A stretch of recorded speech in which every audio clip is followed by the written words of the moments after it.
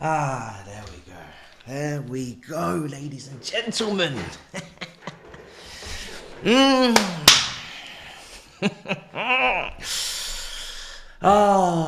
Boy, oh boy, oh boy. What do we have here, eh? Unk is back. Leicester City versus Chelsea. Why?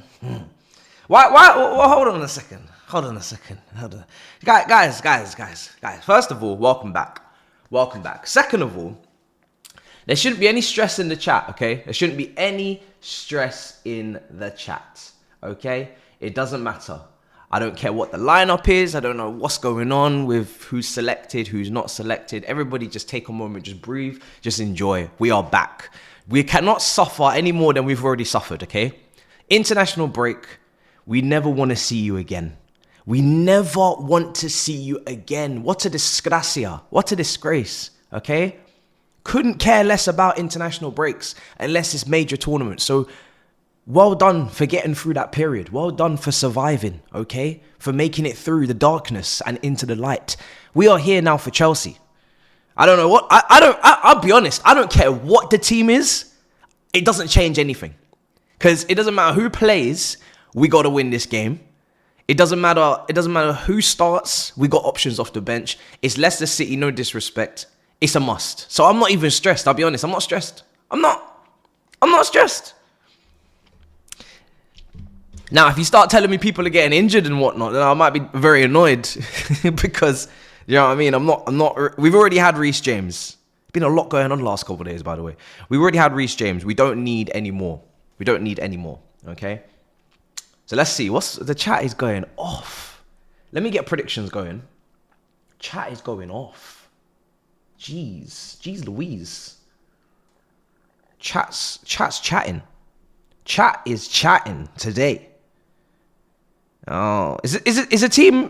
I don't think the start 11's out. So you guys are obviously you guys have got sources. You guys have got information that I don't have. Because I don't think the team's gone out. Otherwise, everybody will be spamming it that the team's gone out.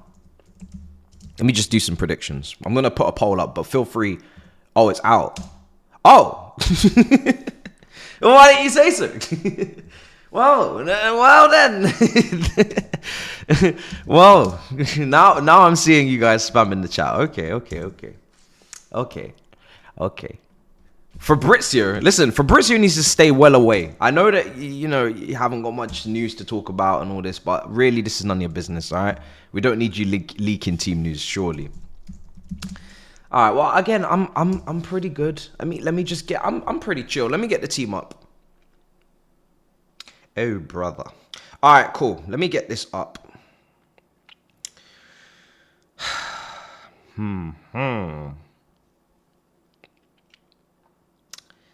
Let me see. You lot are the ones making me nervous. Nothing else now, because you lot are all panicking. Don't panic. Oh, this came out time ago. Goodness gracious. All right, Sanchez, Fofana, Badiashile, Levi Colwell, Cucurella, Caicedo, Enzo, Madueke, Palmer, João Felix, Jackson.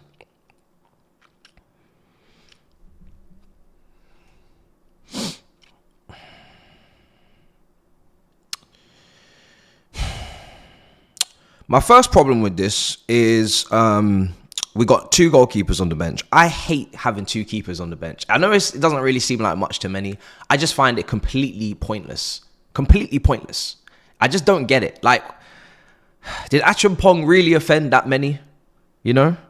Any kid for that matter could have been in that bench over him. But anyway, Bettinelli's on the bench. Tosin, Renato Vega, Lavi's on the bench. So Enzo's obviously starting. He's captain. Dewsbury Hall, Sancho, Modric, Nkuku. First of all, congratulations to Sancho for making it back into the squad. Good to see he's not ill anymore. No Neto. That is very disappointing. Our best winger on form is not available. But at least we have depth for these reasons. So we shouldn't, again, I'm going to say exactly what I said like 2 minutes ago. We should not be panicking.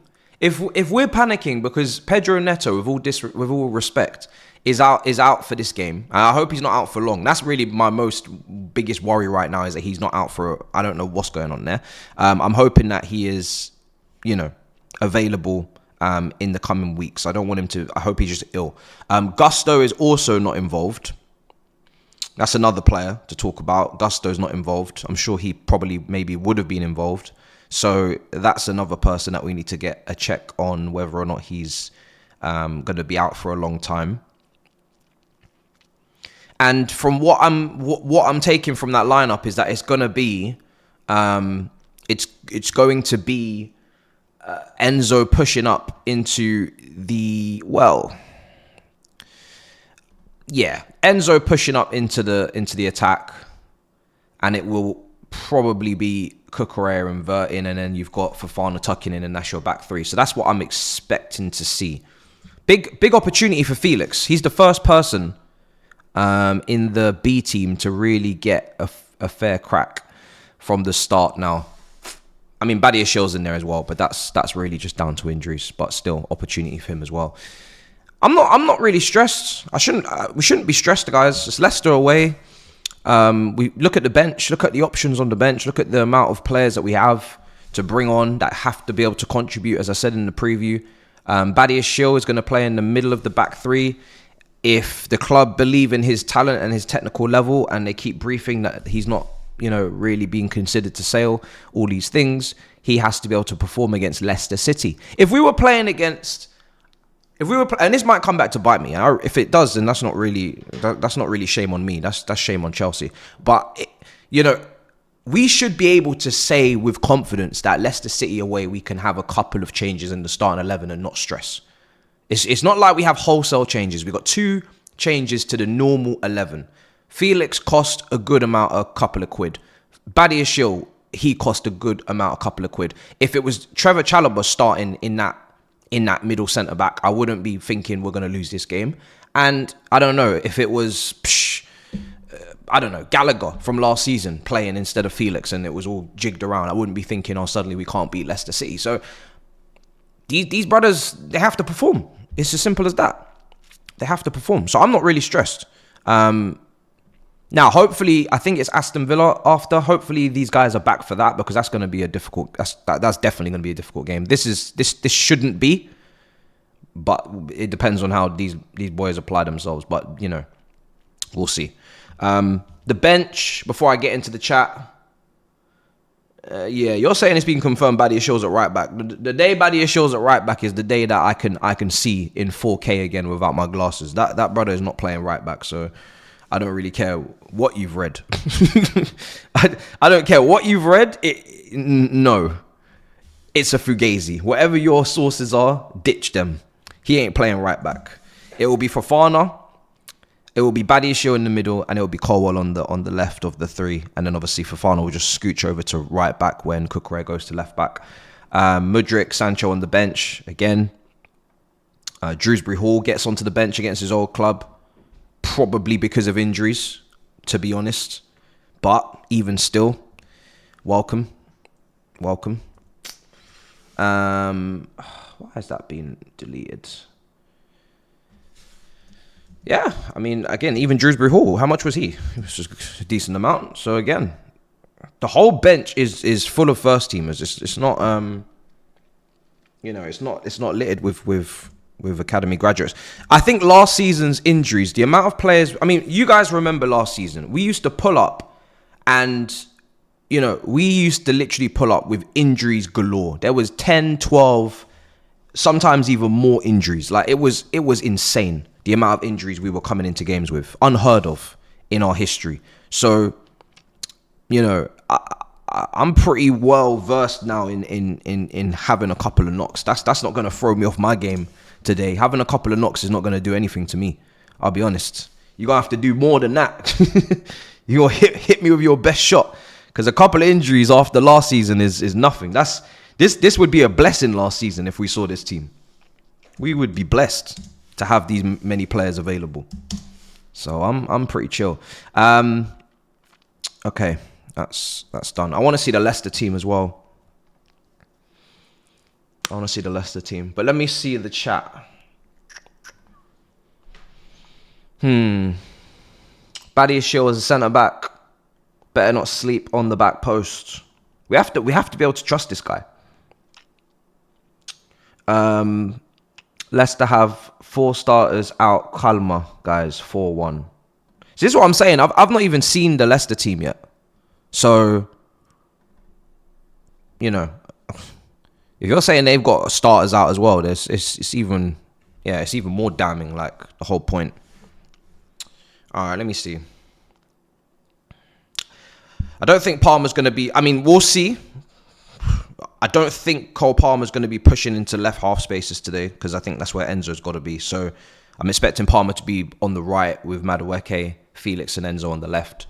And obviously Jackson's up front. So, yeah, expecting it to be pretty simple. There's been some weird links this week. And by the way, I haven't even gone near the reports because I know it's bullshit. But... Tottenham, I mean, whenever Tottenham are linked to our players, you have to really take it with a grain of salt because we don't do business with Tottenham anyway. But there have been weird links to like Sancho and Badiashile and all this just weird behaviour. Crazy. Oh, way off topic while I'm just typing out these lineups. Did you guys see online, and you don't even need to be a Twitch person to even know this, but did you guys see that girl that streamed for 3 years straight on Twitch? 3 years. I'm not kidding you. If you're only hearing about this for the first time, there's a girl on Twitch. I can't remember what her name is. CC. I don't know if it's Emily or say CC or something like that. She streamed for 3 years on Twitch in a row. Now that is exactly what that sounds like. Don't think too deeply. When I say she streamed 3 years on Twitch, I mean she's three years on Twitch in a row. Like, she's not stopped streaming for 3 years. I don't even know how that's possible without going clinically insane. How do you be on camera for 3 years on the trot? Obviously she's gonna sleep, but on camera, right? So I don't know what I don't know what's going on there, but fair play. That level of hustle is unheard of. That is a record by quite some distance. It's crazy that it's 3 years and she's only getting clocked now. I'd be fuming. How you got me streaming for 3 years on the trot and you're only just clocking me now? Fucking hell, mate. Yeah. Bro, it's mad. 3 years and only now you see me. What about 2 years? What about when I was streaming for 2 years on the trot? You didn't see me, no? You didn't clock me? Nah, that's crazy. Absolutely insane. So fair play to her. Like, she's getting her credits now. Like, people are really giving her fair dues. To be honest, I'm not gonna lie, I don't really care what she's doing on that stream, whether she's just talking to herself or she's just playing games or whatever. Once you stream for that amount of time on the trot, regardless of what it is, you deserve some plaudits because that is ridiculous. That is insane. What about 2 months? Listen, it seems to be normal, innit? Yeah, I mean, Twitch algorithm recommendations must not be doing her justice because where is the algorithm not pushing her up? What else has been going on? I seen the Conor McGregor stuff yesterday. I've not been. I don't keep up with Conor McGregor since he fought Mayweather, and kind of took the. I mean, he got paid incredibly well for that, and then just dipped basically from MMA. I don't really follow McGregor, but yeah, that was crazy breaking news to see on the timeline.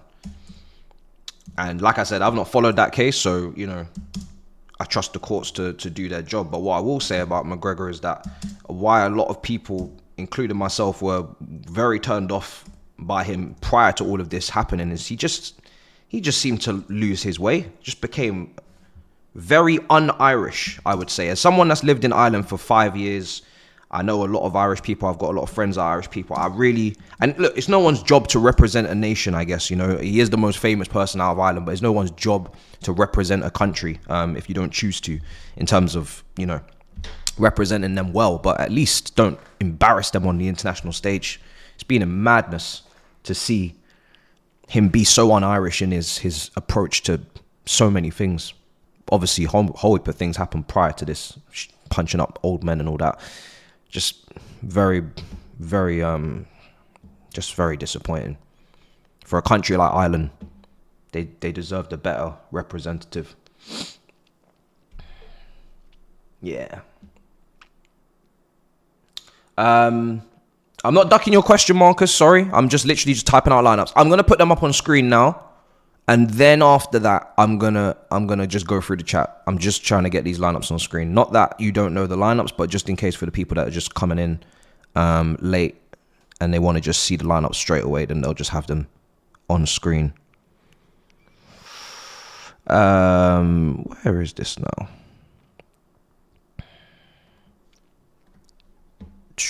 There we go. That should be on screen. Yeah. Okay.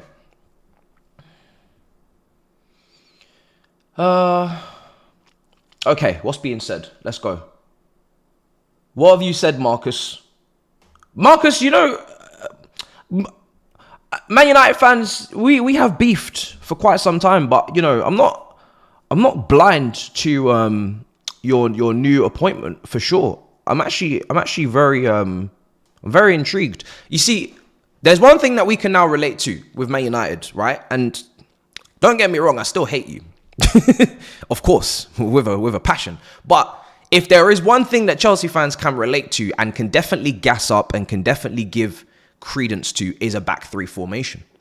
Now, I don't know if he's definitely going to play this. It seemingly would suit you, to be honest. I don't rate your squad building whatsoever. I still think you have to make some very drastic changes in certain positions. However, a system can always save a football club to a degree, and it can definitely propel a couple of players at the very least. We saw it. There was a few Chelsea players I didn't really rate under Conte, but they were absolutely magnified into another level in a back three. You know, Victor Moses is nothing special. Marcus Alonso I never really liked as a left back, but you put him in a back three, and next thing you know, you've got a title winning team. Not saying you're going to go that far, but we like a back three over here. We do like a back three. So I will be paying attention tomorrow to see how you get on. We all do like a back three, I must say. You know, it's brought us a Premier League title. It's brought us a Champions League. It's a very underrated formation. I think a lot of people always, I don't like it, and I had to defend it. And a lot of the time, people will just assume because you play a back three, you play some sort of defensive, you know, bland style of football. It's not the case. It's how you use it. If you put wingers in the... It's funny because as soon as Pep does it, no one has anything to say. I remember Pep going to Anfield with a back three. He put Phil Foden at left wing back, and I think it was Cancelo at right wing back. Suddenly now back three is not a disgrace to play.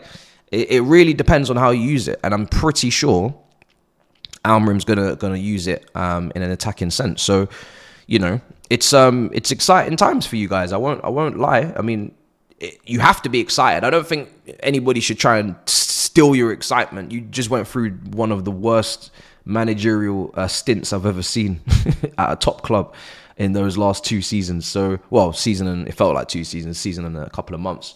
So you should be very relieved and you should just breathe fresh air. You're not even far off the top 4. I've said you guys are still in the top 4 race personally. I had you 8th with Ten Hag. Ten Hag is not there, so I wouldn't really have you 8th anymore, I'll be honest. But as I said in my predictions at the start of the season, I can't quantify or account for sackings, signings in January. I can't predict that. So I'm just saying my Premier League table with what is there. Ten Hag, I think 8th was very fair. If anything, too fair, because that brother was having you in bottom half. But with Almrim, I'd say top 6. You know, you should minimum be getting now. You should be minimum getting top 6. So, what do you mean I don't get to do that, bro? Like, what, you think I would have predicted you 8th with this manager? Of course not. That's fine. There's no problem. You don't want context. You can still sit in 8th if you want. Like, it's no skin off my back if you finish 8th. I'll be delighted. I'll be delighted. Marcus is not accepting. He's not accepting it. But you know, we still hope you crash and burn. Please don't get this wrong. What else is going on there? Where is Neto and Gusto? Neto and Gusto are out. So this is why I had to put it on screen, because look, there's some people coming in now and they're absolutely dumbfounded as to what's going on. They're not involved, brothers. They're not involved. They are not involved. Not involved. I have not confirmed why. I'm just actually gonna go check Twitter real quick. I haven't got confirmation as to why, but I'd assume, hopefully, at the very worst, it's illness and nothing more than that. Maybe the illness Sancho got was given to Neto at the wingers table at the cafeteria, and then Gusto was given it when Neto played out on the right and Gusto was overlapping or underlapping, and he coughed, and then he just passed on the cold.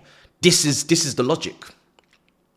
It might be breaking news. I don't know, if I'm the first one to report it, but this is how the cold has been crossed over. This is how the cold has been crossed over. This is incorrect information.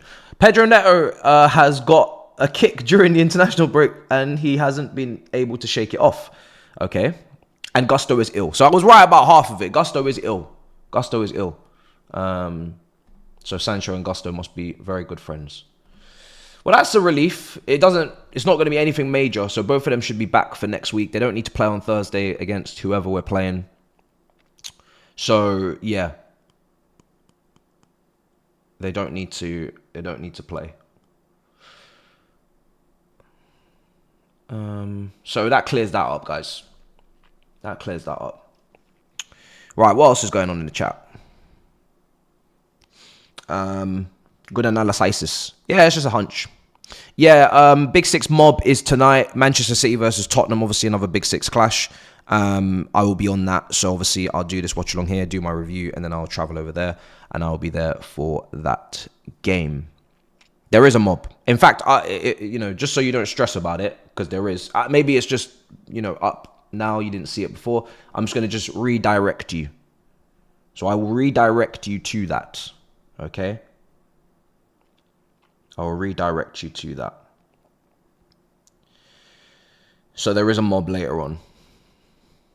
And I'll send you there once this is all said and done today. Now that if there's any pressure, that's where it comes from, I guess. I wouldn't want to stroll into that without 3 points under my belt. I'll be honest, I'd get absolutely crucified.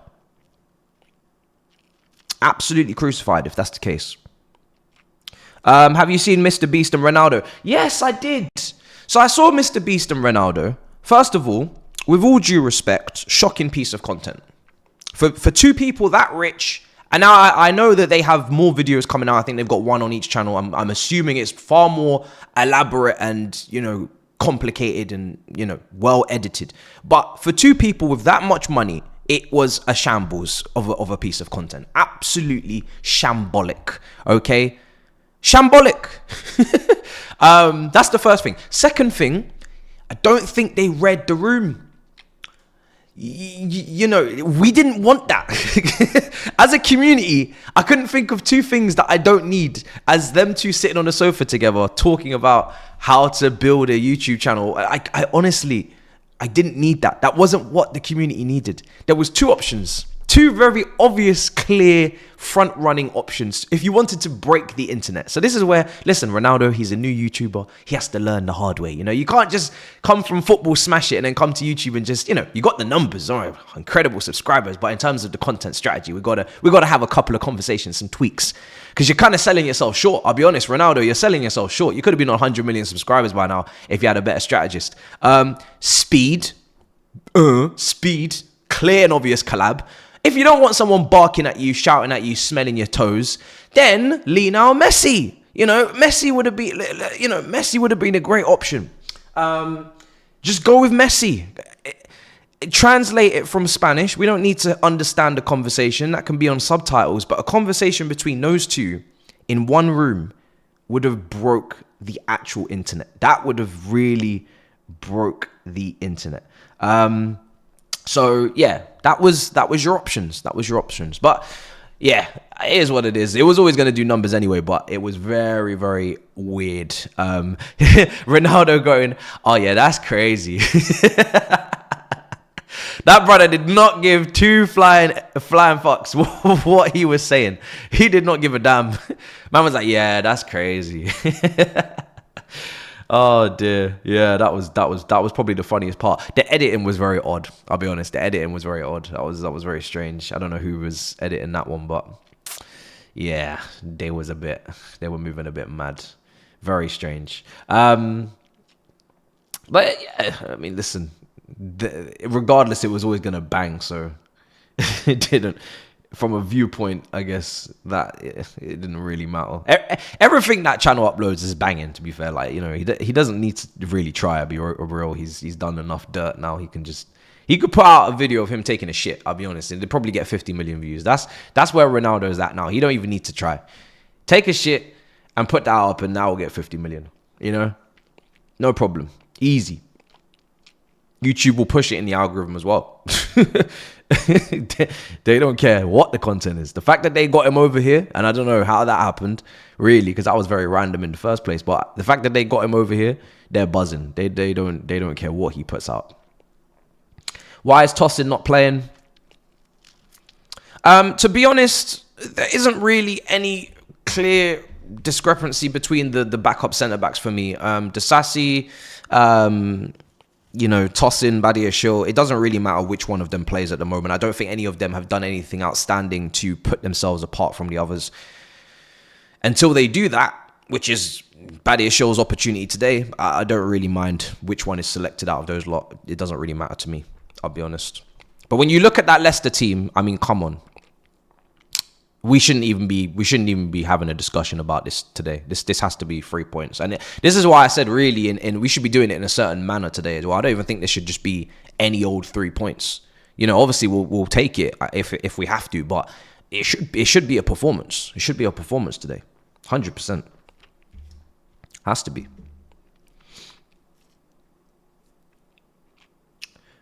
He wants to keep Levi Colwill at centre back. That's only if Badiashile's not playing there today, because that would have been my logic as well. But Badiashile could be playing in CCB, and then Colwill will be on the left. And to be honest, out of Colwill and Badiashile, who do I prefer at the wide centre back position? I'm not sure, because I know Colwill can struggle there at times if he comes up against certain caliber of winger. But I'm not really remembering Badiashile out there either. I'm trying to think, is he trusted out there? Can I trust him to go and defend out there? Because he's got so many mistakes in him at the moment, and so many errors and, you know, miscalculations. I don't know if I can put him out there. And I hope I can, because that would be great. If he could go out there and do a job and Colwill could play in the middle and that actually worked, then great. We've got another option when Cucurella inverts. But I can't remember what Badiashile can do at this level right now, because he's not really been fit. And then when he was coming back, he was very ropey and messy and untidy. Then he's just been playing Conference League this season. So I don't really know where to put him at the moment. I don't really know. I disappeared. So in the international break, I was always going to go to Ireland in the week just gone, but it wasn't really meant to affect you because what I was doing was trying to make content to kind of give you stuff whilst I'm away. But I couldn't really think of anything. You know, usually I'm pretty good with thinking of ideas, but this international break was just so dead. I don't know what it was. I couldn't think of anything. And I didn't want to do anything that didn't bring any value to you. The first video was obviously me doing 5 things that I need to see before 2025, which I really wanted to do because I had a lot of things on that list. I didn't want to talk about transfers, to be honest. I don't want to talk about Gyökeres and Osimhen and all that stuff. I think it's too... I think it's more important this stretch of games. This stretch of games will, you know, be more important. I don't think either of those two strikers are moving in January anyway. And I don't even think it's realistic that we go for those guys. I think we kind of already butchered it with Osimhen in terms of how that all went. Or we didn't butcher it, but they butchered it, actually, their camp. Gyökeres, we've always not been interested in Gyökeres. Every time Gyökeres comes up, it always says Chelsea are not really that interested. So I'm not even going to really start to even dream about that one, even though he's absolutely smashing it this season. It's more likely that we go for like a Liam Delap, or we go for one of those young up-and-coming strikers. We were going for Duran. We were going for Samuel. I expect it to be another one of those under 23, 30 to 40 million range strikers, because I still believe they want to keep Jackson as the forefront, as the leading striker. I don't think they want to splash 100 million on a striker. So yeah, that's just how I see it. So, and then I didn't also want, and then the other thing I didn't want to do was rank and rate the summer signings, because if I did that now, it wouldn't go very well, because most of them have contributed absolutely nothing to our Premier League. So I want to wait for this period of games, at least up until the new year, where we can actually say these guys had Premier League games that they could have played in. And if they still don't do anything, and I'm talking about Drewbury Hall, I'm talking about Felix, I'm talking about players that we signed in the summer that have been in the B team, which is basically nearly all of them, apart from Neto. If they don't do anything up until New Year's, then we can probably be a bit fairer in our first half of the season analysis. So, yeah. And then my other idea was obviously bringing back London Clubs Carnage for a special, but I couldn't even get them together, really. Tobes is always busy, and I wanted to do it in person. Couldn't work that. So once that couldn't work, that didn't happen. So yeah, I did try, but I'd prefer to just not clog up your feed with foolishness. So I just left it, because we got a lot of stuff now. Up until the end of the season, we're just gonna be on a madness anyway. So yeah. We got plenty to go on now. Delap. Why Delap? Listen, don't ask me. I just know that, first of all, former Manchester City player. So that's the first thing. Joe Shields and all that stuff. Second thing, he is a different profile to Jackson. Aerially, potentially left-footed. He's got a bit of strength on him. Bit of a different, physicality to bring to the table. He's young. He's going to be in that probably 30 million, 40 million price range if Ipswich get relegated. It's just, he's ticking boxes that I know that we're always looking to tick when we look for strikers. So that's why. Did I see the I don't know how to pronounce his name to this day, Trujista, is it, on Twitter? Yeah, I saw all of that crypto stuff. I don't know what's going on there.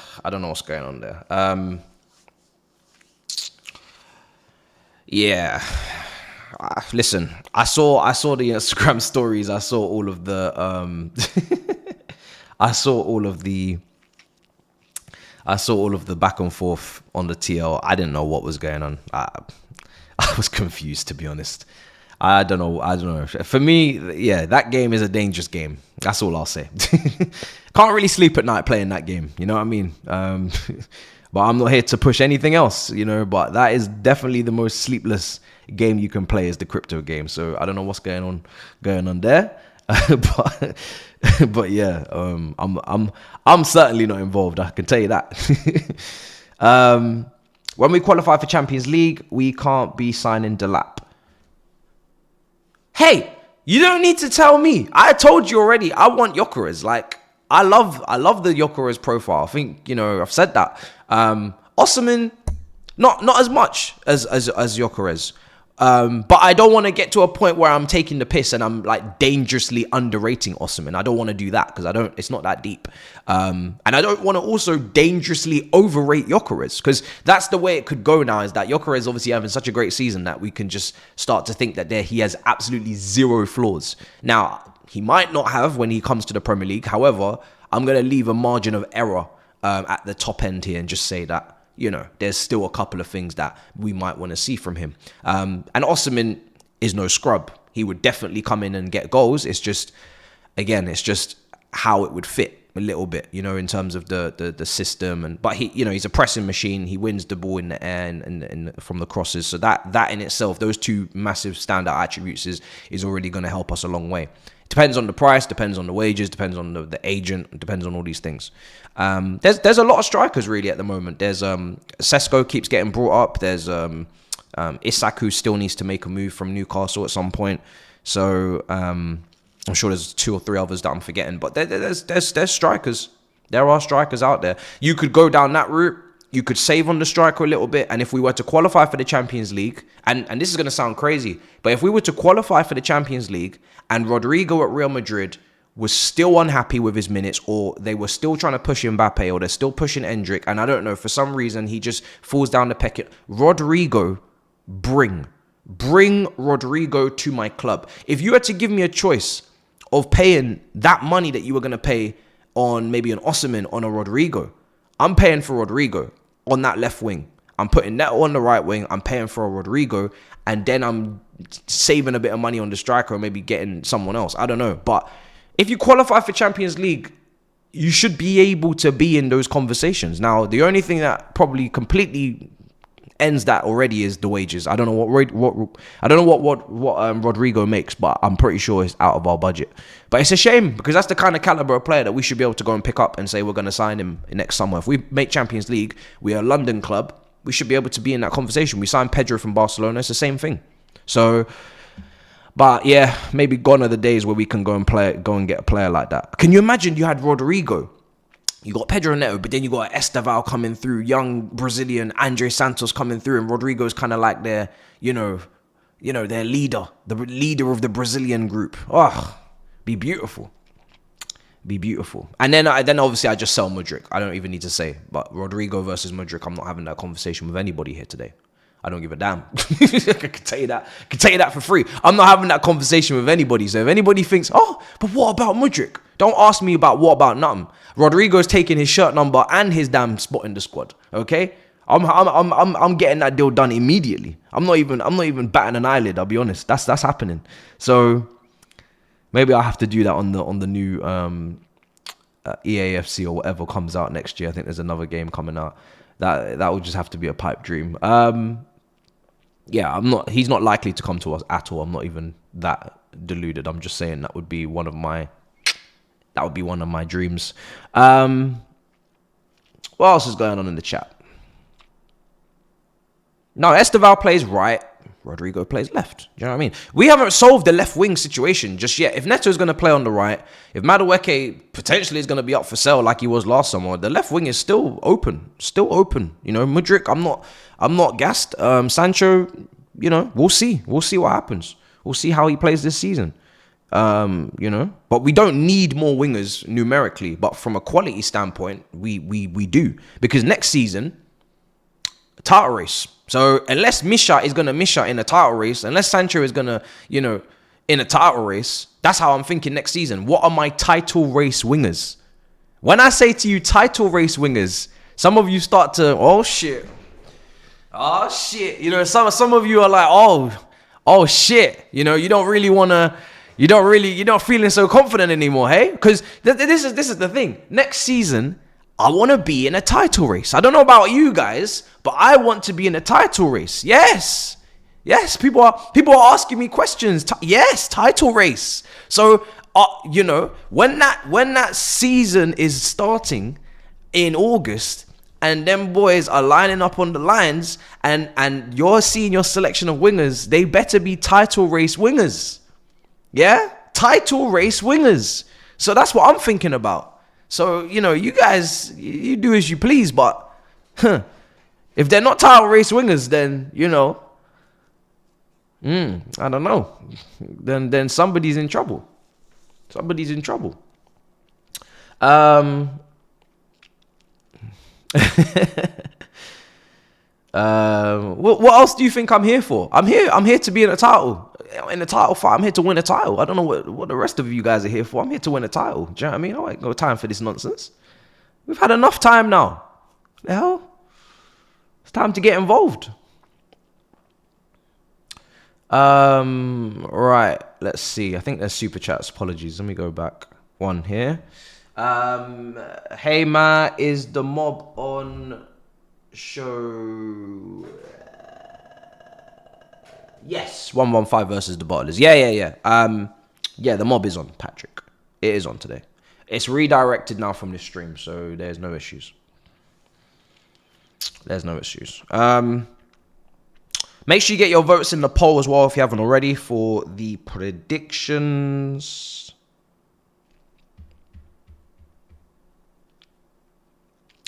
And make sure they're positive, because I don't want to see no nervous Nellies in this chat.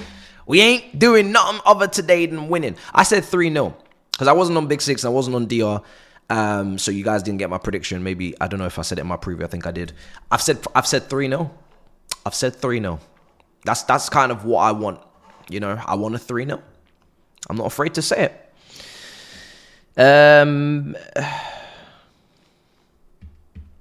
You're in dire need of beard tips. I've said previously, you know, first of all, I'm no master in this field. I'm still learning on the job.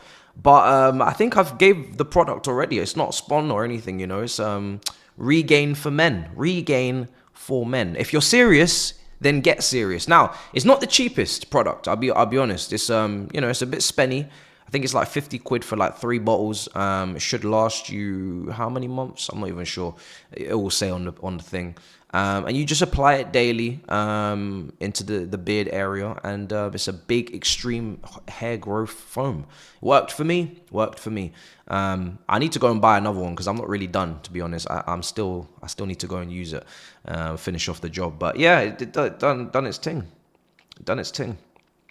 So if that doesn't work for you, then I have no advice, by the way. I don't know what's going on over there, because the fact that it worked for me is, you know, it should work for a large population now for people, because I was struggling. You all saw the chin strap. I was just, you know, basically saying this is me in my Lewis Hamilton era, but we all knew that chin strap was an absolute disaster, a crime upon nature. So, you know, if it works for me and it don't work for you, then you're on another spectrum. I'll be honest, you're on another level of difficulty. I don't know what's going on over there. So yeah, good luck. But yeah, it feels like each bottle is about a month. It's you're gonna rack up quite a bit of spend. You know, I'd say you need to use it for a good 6 months, maybe a year, 6 months to a year minimum. I think I've been using it, and then you're going to go from zero to hero. You know that should be the case. 27 minutes left. You finally look your age. Thank you very much appreciated. Why is Saeed doing Chelsea Watch Along? Well, why would he not? You know what I mean? He's always here, ready to hate on us at any opportunity. Do you know what I mean? But I don't think today we'll give him much. I don't think we'll give him much to talk about. Hopefully, so.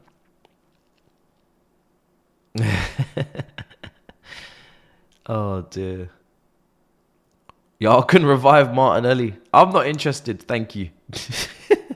maybe. You know, I wouldn't want to interfere with your star boy front three. Do you know what I mean? You know, MSN. You know, Nketiah, Martinelli, and Saka. I wouldn't want to get involved in your front three there. One of them already out the door, but he'll be back. The poll wrong. Yeah, don't worry about that. I've just seen it. Yeah, Kester. Yeah, my bad. You know what I mean anyway. The options in the poll are correct. That's all that matters. It's the thought that counts. What else has been going on? Obviously, the whole David Coote thing, which was... Obviously, when I see the whole David Coote thing, I couldn't do a video on it because I was in studio whilst it happened. So I kind of missed the boat. And then after I missed the boat, I was like, I want to do a skit. But then I was told quite quickly that the skit that I had in mind probably shouldn't go on my channel, which is a shame, because I feel like 10 years ago, if I'd made the skit, it would have been fine. But apparently sniffing sugar off your kitchen table is not advised on YouTube in 2024. I don't know if you guys agree, but, you know, I don't know. It was just an idea. Do you know what I mean? I was going to go crazy, by the way. You know me. I'm not really one to hold any, you know, I'm not really one to hold back. So when I saw that, I was really going to go very far. I'll be honest. I had a lot going on in my head, and I had to be told to calm the fuck down. I was going to sniff sugar off the table. I was going to get the baby powder out. I was going to do a fuck ton. I'll be honest. I was going to do a fuck ton. I got a bald cap. I was going to impersonate Anthony Taylor. I was going to do so much. It maybe would have been the end for me, but I would have done, you know, I would have been happy with the end. I was gonna go crazy. So, yeah, the first thing when I saw that is Anthony Taylor. I'm just thinking, Anthony Taylor, we are watching you, because, yeah, not only are all referees this weekend under the microscope, but Anthony Taylor, you better not give us no issues in the future. I'll be honest, because otherwise the allegations are gonna be crazy. We're gonna be digging. So it's all mad. It's all mad. Yeah, I got the bald cap. You know me. When I got a skit in my head, it always gonna go off. I got the bald cap. I got the referee costume. I got the cards. I got the whistle. I got the shorts. I got the long socks. I got everything. I was gonna do a madness, but apparently not a good idea. Hits 100k, channel deleted. That would have been mad. Oh dear. Oh. But it's funny because, you know, I'll think of ideas like that and then I'll get stopped in the street and they'll be like, my son watches you. Or someone's son, you know, with their father will come up to me and they're like 8 years old and they'll be like, I love your content. And I'm just like, shit. they're like, oh yeah, could you, the one thing, there was this, he was like a Nigerian uncle. He came up to me, or Ghanaian uncle, I'm not sure which one, but he came up to me at Stamford Bridge and he said, I love your content. Could you please just not swear as much? My child is watching, my son is watching you. Please, you're always swearing. I think it was on All You Can Eat Chelsea. And I tried my very best for the next like 3 episodes to not swear. Because to be honest, I'm the only one that be swearing really. Since Javon come in now, he be also cussing in patois. But, you know, Miz don't swear, Eunice don't swear, Baba don't swear. Well, actually, that's a lie. Baba could definitely throw one out there. But, you know, I was for 3 episodes, I tried my very best. I thought, you know, someone's son is watching me. I really shouldn't, you know. But then I think we lost the game and that was the end of it. You know, we lost the game that we shouldn't have lost and that rule just went out the window. So it's a difficult, I don't really know with this, you know, with this channel. It's very difficult. You know, we got some people to be, you know, I don't know what the word is, but to, I don't know, set an example for. And then there's ideas in my head where I could get the sugar on the kitchen counter and do a madness. So it's not easy. It's not easy. I'll be honest. I'm in a weird spot. It's not easy out here. Do you know what I mean? It's not easy.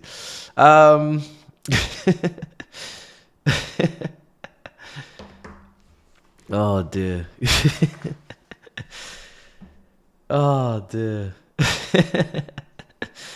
It's not easy out here. What time is it? We're kicking off soon. Let me make sure I got everything set up. So I'm gonna have timer. Let me see.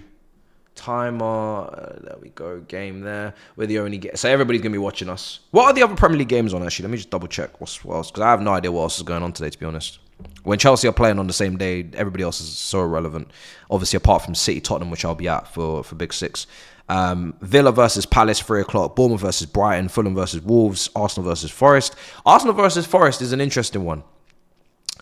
It should be interesting to a point. I mean, Arsenal got everybody back fit, I think. So they got their strongest team again. They should really be starting to get back into a rhythm after about 20, 30 minutes of Forest really making things difficult. But Forest having a really good season. So hopefully they can do something. But I do think Arsenal probably will win that game, to be honest. And Tottenham got centre-backs out. I think Van der Ven's out. I heard Romero might be out as well. I can't remember if it was him. So I don't know how that's going to go for them tonight. And then tomorrow is just United and Liverpool taking on newly promoted teams and Newcastle against West Ham on a Monday, I think. So, yeah. Interesting. Really, all the big 6, apart from obviously the 2 that are clashing, which should be City, all the big 6 teams should be winning this weekend. There shouldn't really be any shocks. Shouldn't. I say shouldn't. Not that there won't be. Right. What have we got?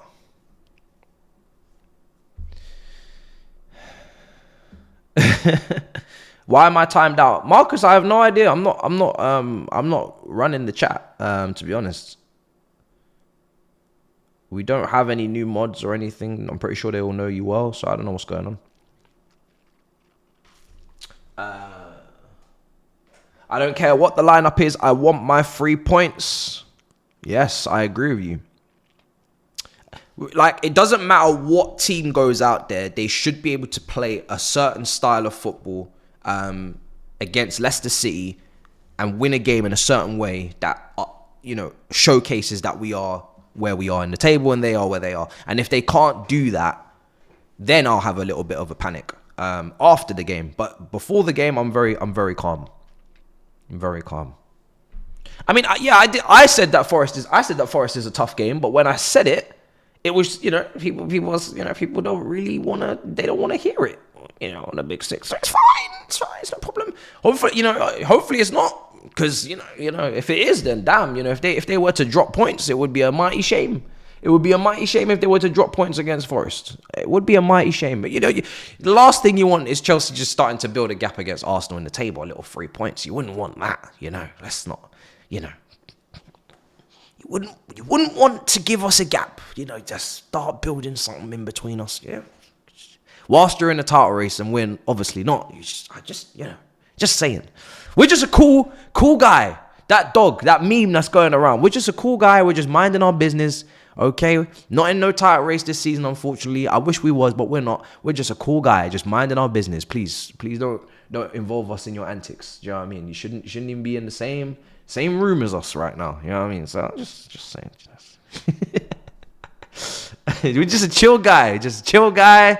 You know what I mean? Just not involved in nobody's business. Just chilling over here.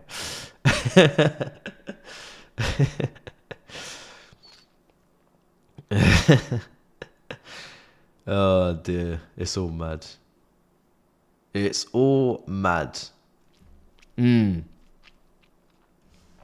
Cucurella.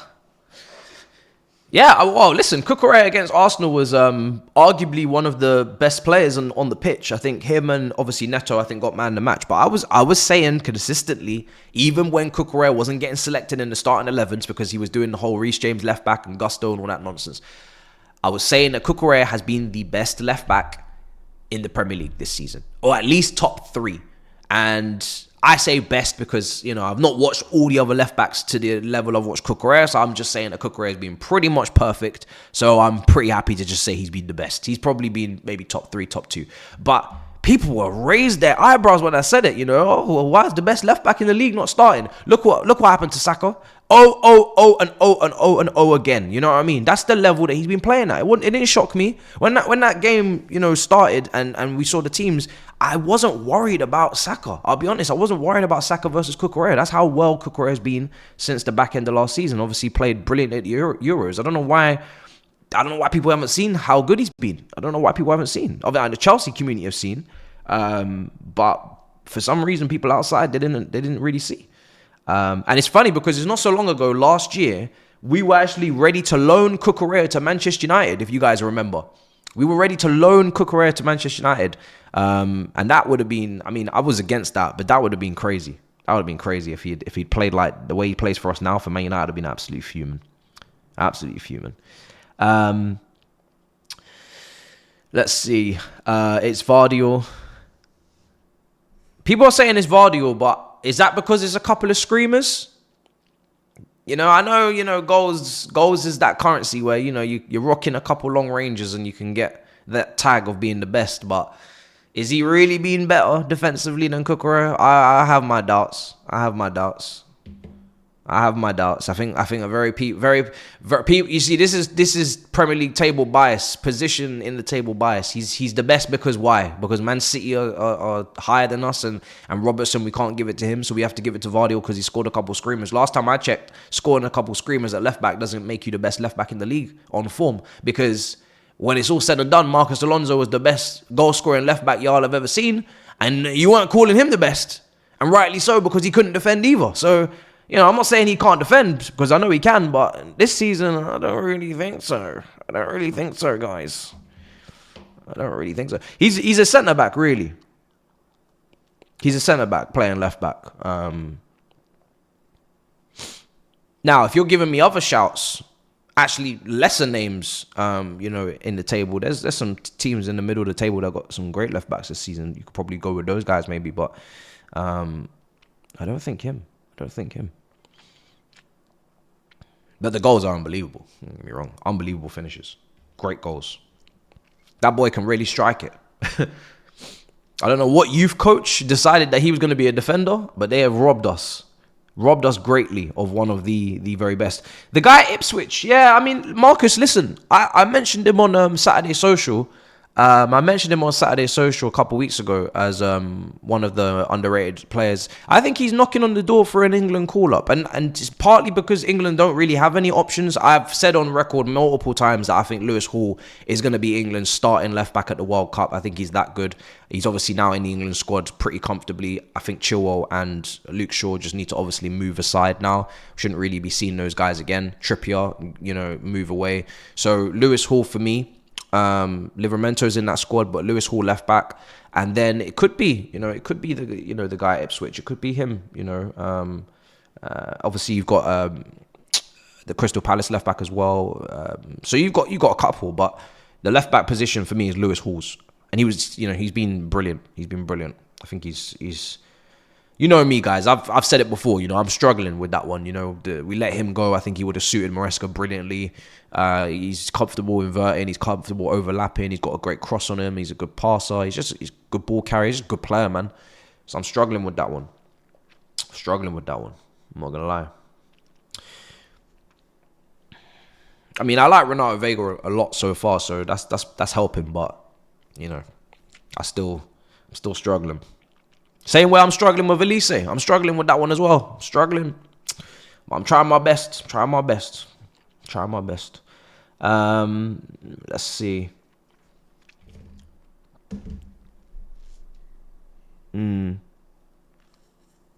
It's funny. I think he wanted to be a midfielder, but brother, once you play for England at left back, you better just be happy. You know what I mean? You better be happy with where you're playing. That's your position now. That's your position. We saw, man. We played him at left wing back. Welcome to your new position. That's where you belong now. That's where you're at, whether you like it or not. They're saying my Elise crash out. Oh my days. I didn't mean to crash out so publicly.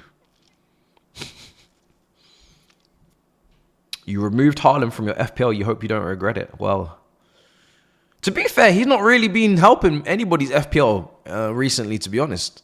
I think he scored before the break, but before that, he had been going on a bit of a run without goals. So yeah, he's been a difficult one. What else was I going to say? Oh yeah, much appreciated for the support as well on the Talk Sport show I was on as well. I was on Inside Chelsea a couple of weeks ago. I'm actually on this week because I saw you guys in the comments.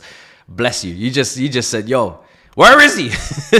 Some of you in the comments, the last episode, I couldn't do last episode. Again, I was in Ireland, so I just missed so many things. I wasn't on DR, I wasn't on Big Six, I wasn't on TalkSport. But there's a nice show there going Inside Chelsea, and I was on one. You guys seem to enjoy it. And then I wasn't on the next one. You guys in the comments were like, yo, where is he? So I am on the next one. Which I'm looking forward to. And yeah, it's fun. It's fun to... I mean, chat to Jason Cundy. I've been watching some of his content for years. He's been in the game for a long, long time. Obviously, playing career as well. So it's nice to sit alongside him on the table for sure. So yeah, that was great. What else is going on? We got Lad Bible next Friday. I don't know what's being cooked up. I don't know what I'm involved in, but I'm involved in something. It should be interesting. Feeling... Oh, dear. This is mad.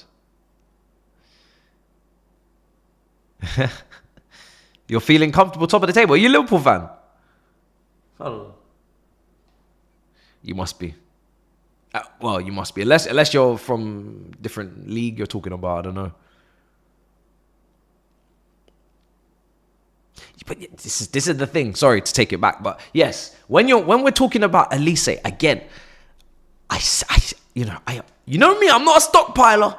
I'm not a hoarder. This ain't Channel 4. I'm not one to keep the broken microwave in the back of the shed. However, I make exceptions for the very, very, very, very clear, distinct difference in quality. And I said, you know me, some people say I defend Madueke a bit too much, or I'm a little bit too nice, really, because I just kind of understand, for me, I understand completely the player he is, the type of winger he is, and everything that he does not shock me in the slightest. I'll be honest. This is my honest assessment of Madueke. Everything that he does not shock me in the slightest. I know his strengths. I know his weaknesses. I even think I know his mindset to a degree. I just feel like I know the guy. And he is one of those ones you kind of have to hold your stocks until he does get to a 25 years old, because I've seen these type of wingers before. And then if he doesn't, then maybe, But again, I'm not even asking you to have that level of patience, because I didn't sign him. It's just sporting directors. That's up to you. Your own general consensus there. But in terms of Elise, there was a clear gap. you just had to watch Elise. That's all you had to do. I don't care if he's not in the France squad. I don't care if he's, in the Olympics team with Thierry Henry. I don't care if no one's come in for him and it's only Bayern. There was a distinct, clear gap in quality between the two players. And if we had signed him, we would have had a set piece guy on free kicks, someone that can cross, a shooter. The possibilities would have been endless on that side. It would have been a madness, especially with Palmer in the 10. So, some people say I do too much with that one, but there's a very clear difference. It ain't even close. It ain't even close. It ain't close. We would have had a clear upgrade. That's another potential, for me, it's how many potential world-class players can we gather up in this whole under 25 rule that we got here? And we've got Caicedo, we've got Palmer, Esteval will be involved in that conversation because he's just doing crazy things at his age, but he's still really young. But there's Colwell maybe. We're trying to pluck out our potential world-class players, and Elise goes into that category. That's how I had it in my head, was how many potential world-class players can I put into this team this season, and he is guaranteed potential world-class. Madueke, no. Elise 100%. 100%.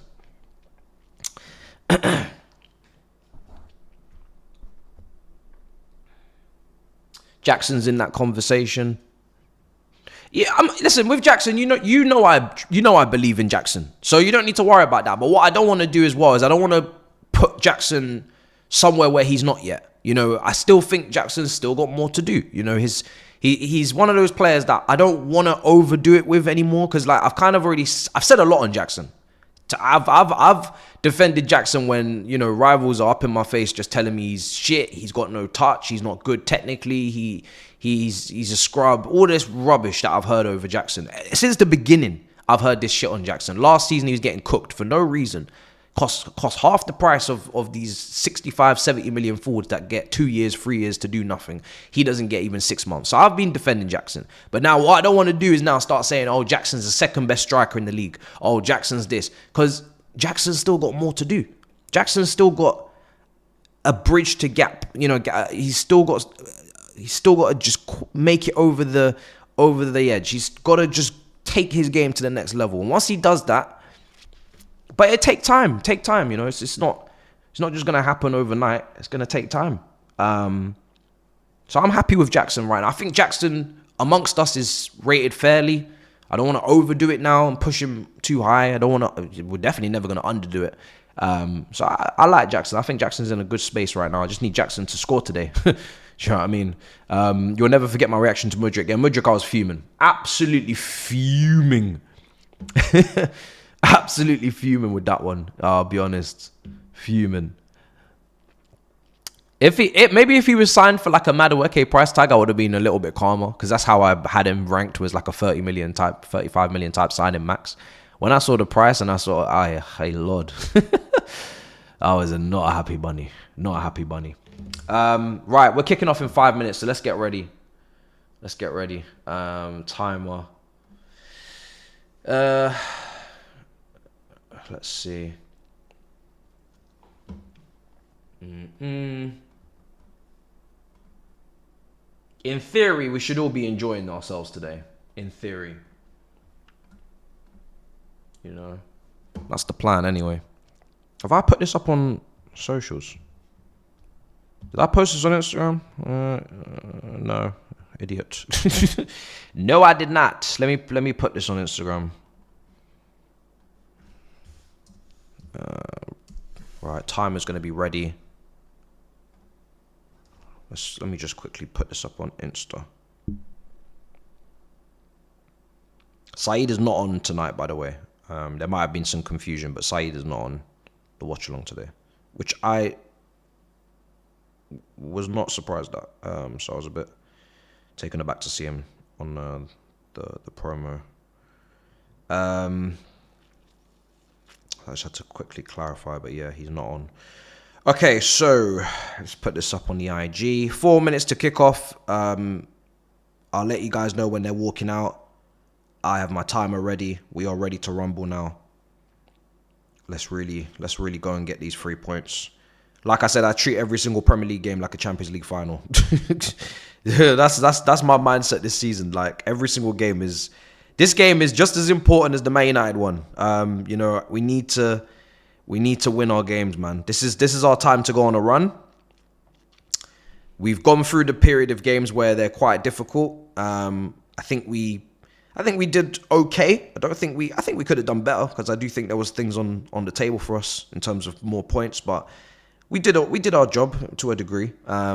We showed a bit of fight when we had to, if we weren't at our A game. So that's at least the very least you could ask for from your team. No capitulations, no disgraces, no desgracias. So at least that.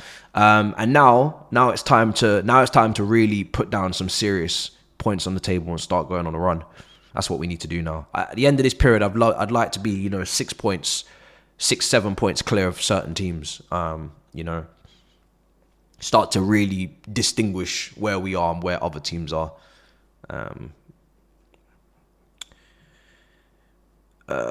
You just seen Jamie Vardy drinking a Red Bull. Yeah, I saw an interview that he did with Adam Smith, I think it was.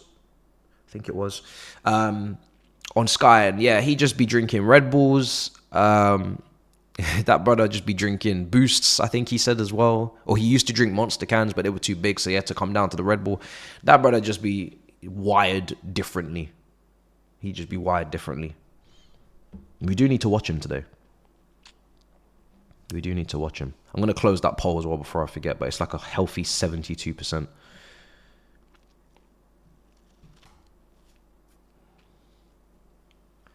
Jackson is on... Jackson is our Solomon Kalou. Is that fair? Is that really fair? I don't think it's fair to say that at all. I don't think it's fair to say that at all.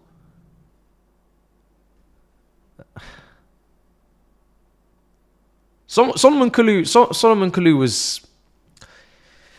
He's a weird player because he could be clutch, but at the same time, he was frustrating. He wasn't like a Schürrle, where Schürrle's finishing was very, very tidy. Schürrle, I remember the hat-trick I think he got at Fulham. Schürrle's got very tidy finishing. Obviously got that beautiful goal at Turf Moor, Fabregas assisted. Schürrle was a very tidy finisher, but he was also just a squad player. Kalou was a bit more erratic, I would say. He could come off the bench and give us something, but he wasn't clinical. Loic Remy is another underrated backup striker. I think Loic Remy was a good finisher. All-round game, decent, mainly run off in behind, sort of QPR, decent, you know, very good finisher. Very good finisher. So we've had some decent backups, to be fair. We had some decent backups. I'm trying to think who else is on that list. Yes, let's go get this W, bro. W settings only. Big up Javon in the chat. W settings only, chat. W settings only.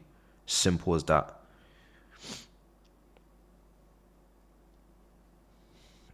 Demba Ba, underrated as well. I think he did a job. I think he did a decent job for us, to be fair to him. Got some big goals against Man United, against PSG. He did a decent job.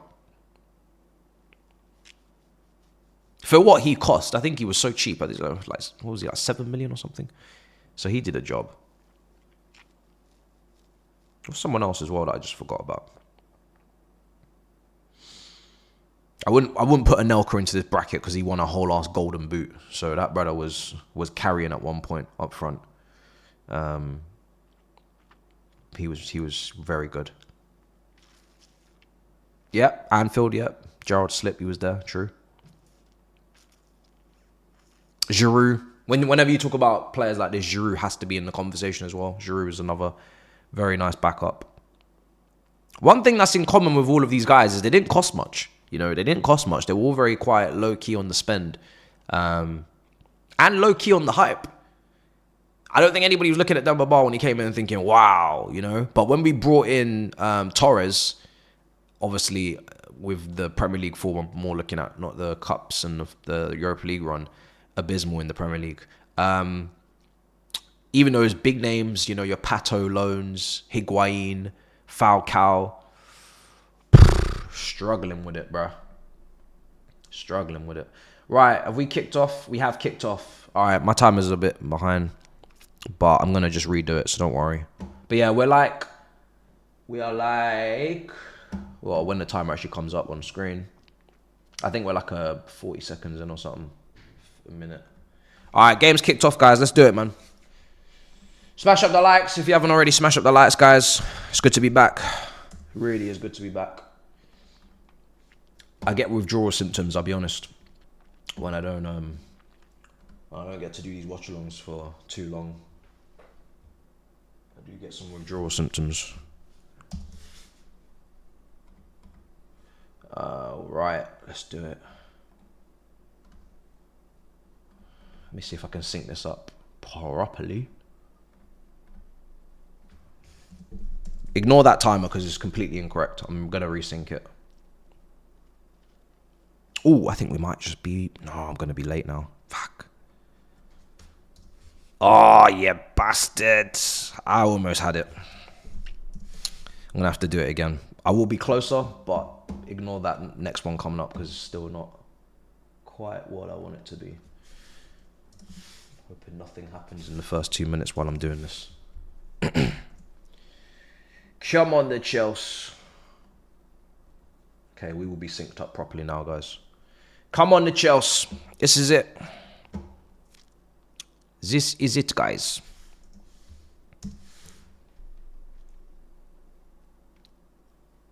And we are perfectly synced.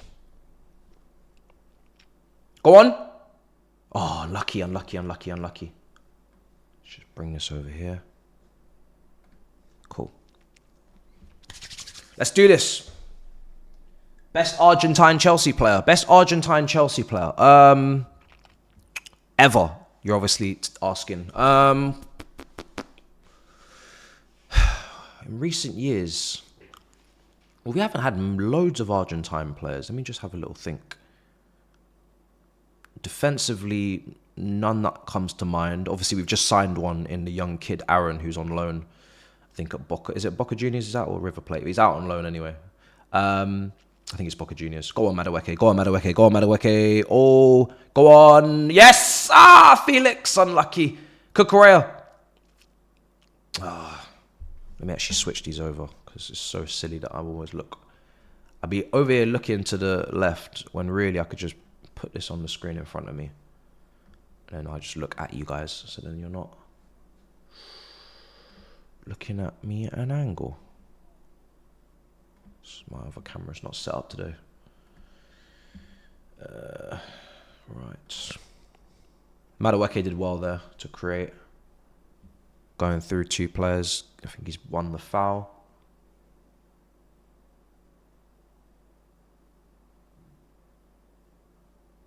Yeah, almost. Herman. Oh, Crespo. Oh, yeah, of course. Yeah, well, I was just having a think. I was going from defense to attack because, yeah, we don't have no real defenders. Midfielders, obviously, there's Enzo now. Midfield, I'm trying to think. I think we had, obviously, Veron. But I don't remember much about his time, and I don't think it was incredibly successful from what I remember. And then you've got, yeah, what I can't remember Veron. Veron always just kind of just, I can't really remember his time too much. He didn't really, don't think he really, yeah, he didn't really have a mark, did he? Because he played obviously for Man United as well, so he was, you know, I think he's obviously highly rated. He had a lot of ability, so he was definitely expected to be more than he was, but I don't remember him doing too much for us. So then, yeah, I guess it is just Crespo. So he probably goes down as the best purely because he's, I don't know, I mean, even Crespo, it's a shame, like, he had injuries. I think he went back to Inter Milan on loan a couple of times as well. And he always says he wishes he would have been here for longer. But Crespo, yeah. Crespo had some moments, at least. Even Shevchenko is another one. Shevchenko is a big, obviously, Ukrainian different nationality, but Shevchenko is another massive name that we brought in, and we did not get the version of Shevchenko that we saw at AC Milan. So we've had a lot of big name strikers, man. It's crazy. Right, we're in possession now. Badiashile, who's playing on the left side of the back three. Levi Cole's in the middle. So there is the confirmation. And I think Badiashile in the Conference League was playing in the middle. When I remember him putting his foot on the ball and kind of like doing all that stuff. So I think he was in the middle. Colwell's giving it away. Good challenge. Felix. Cucurella in behind. Great pass from Badiashile. Cucurella. Good delivery. Unlucky. Jackson.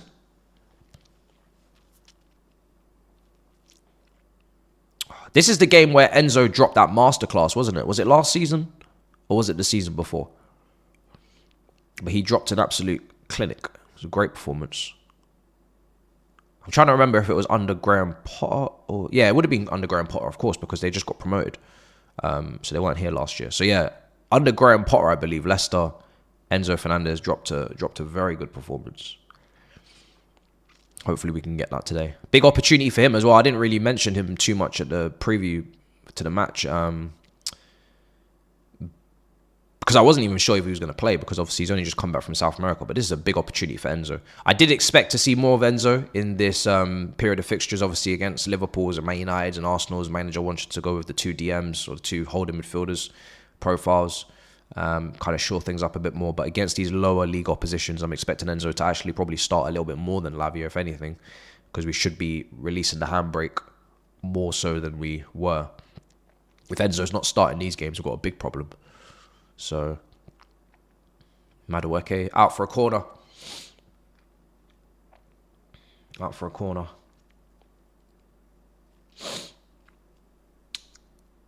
Higuain just completely skipped my memory because that brother wasn't...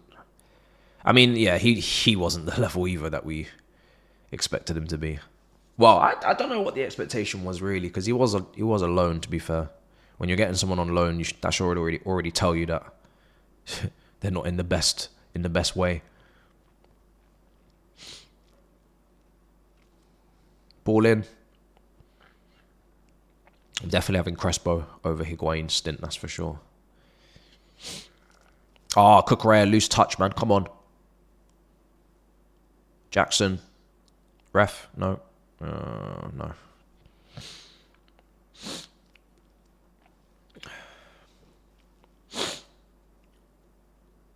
Yeah, the Falcao stint was weird.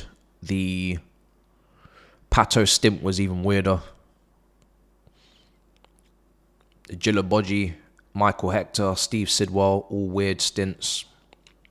Tal Benaim, weird stint.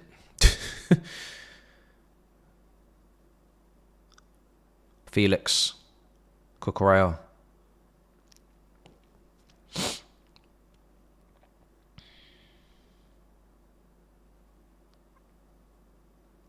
Oh yeah, Baba Rahman, that was mad. He literally was just never fit. I think we got him on a free from Schalke. Something like that. He was never even fit. That was a madness. He became like an under 23s player very quickly. Malang Sarr. We've had some very weird signings. Yossi Benayoun. Do you know what? Yossi Benayoun was actually... He contributed a little bit. Like, he wasn't great, but he was involved at least. I think it was part of trying to revive Torres. We signed Raul Morales first. We've had to put the ball out of play now because Leicester got a player down. We tried to sign, basically what the Torres situation was so bad. And this is why, like, when people try to rewrite history, I'm like, listen, I know he did what he did at the Nou Camp. I know he had the Europa League run under Rafa Benitez when we won the Europa League, which was great. He was great at that tournament. I think he scored in the final as well. But yeah, when we talk about Premier League, he was a disaster. And the way we had to try and revive this guy, we brought in other Liverpool players that he'd played with just to try and get more from him, which is crazy. We brought in Raul Morales. That didn't work. We brought in Yossi Benayoun. That didn't work. Really, the only one that would have worked was Steven Gerrard himself. Do you know what I mean? That's the only one. And we already tried that one back in like 05, 06. So it was a madness. Zhirkov. Yeah, the Russian wing back. That was a That's a blast from the past. I actually really enjoyed watching him, to be honest. He had a shot on him as well. He didn't really play the big games from what I remember. He's more of a backup to whoever it was at the time, but he was decent. Felipe Luis was probably the best backup left back we've ever had. That maybe him and Wayne Bridge. Have you seen the Gabriel versus Konate debate on the Big Six? I did not. No, I was at a wedding, so I didn't even watch the episode. I'll be honest, I didn't watch it. I was at a wedding, so. But I did see the comments, and I saw. I think it was Cams versus Tobes or something. So. Yeah, I heard things.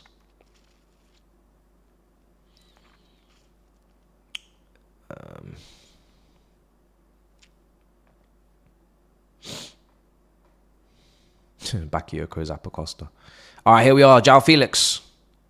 Cucurella. Cucurella's going to do a lot of overlapping today, which makes sense because Felix obviously is more of a central player. Even if he's playing on the left wing, he's always going to want to come inside in the inside positions, which means, let me just take a look. Where's Enzo? Enzo's quite high up the pitch right now in the right half space. Palmer's come over to the left. Caicedo's just in midfield. But Palmer is more on the left right now. He's kind of gone back to the middle. Where's Enzo? Enzo's very high up the pitch, which I'm not a fan of. Here's Cucurella. Enzo's like waiting to receive the ball in behind the midfield line right now. He's going to make a run out wide. I hope this doesn't become his whole game today. All right, Badia Shill's on it now. He's got a bit of space. Great switch out to Madueke. Great delivery, unlucky. Jackson.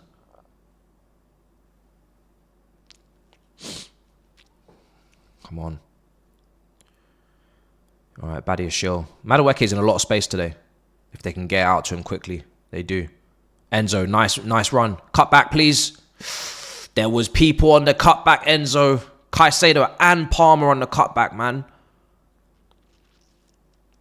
I don't know what he's gone for there. Near post, across the goal, I don't know. But if you just pitch your head up. Look at Caicedo just arriving. Look. On the edge of the box. Come on, man. There was nothing really at the near post.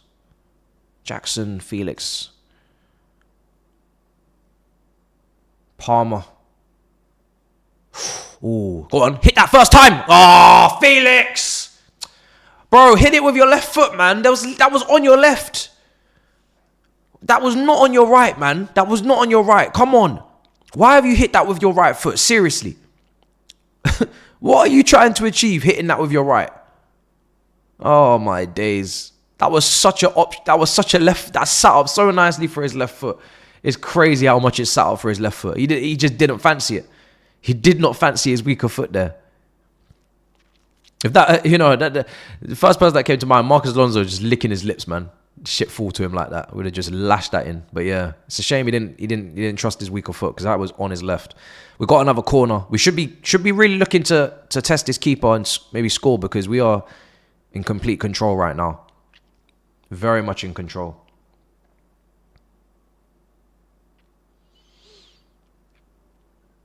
Yeah, Neto's not in the game today, bro. He is out. I think he's out with a knock because he didn't recover from a kick in international. That's what was said. Oh, it's not a bad effort from Felix, to be fair. To control that shot is not easy. Having Badia Shill as a defender today does give us a little bit more of a chance on corners to potentially be a threat and actually score a goal, as we saw against Noah's Ark. So that's something.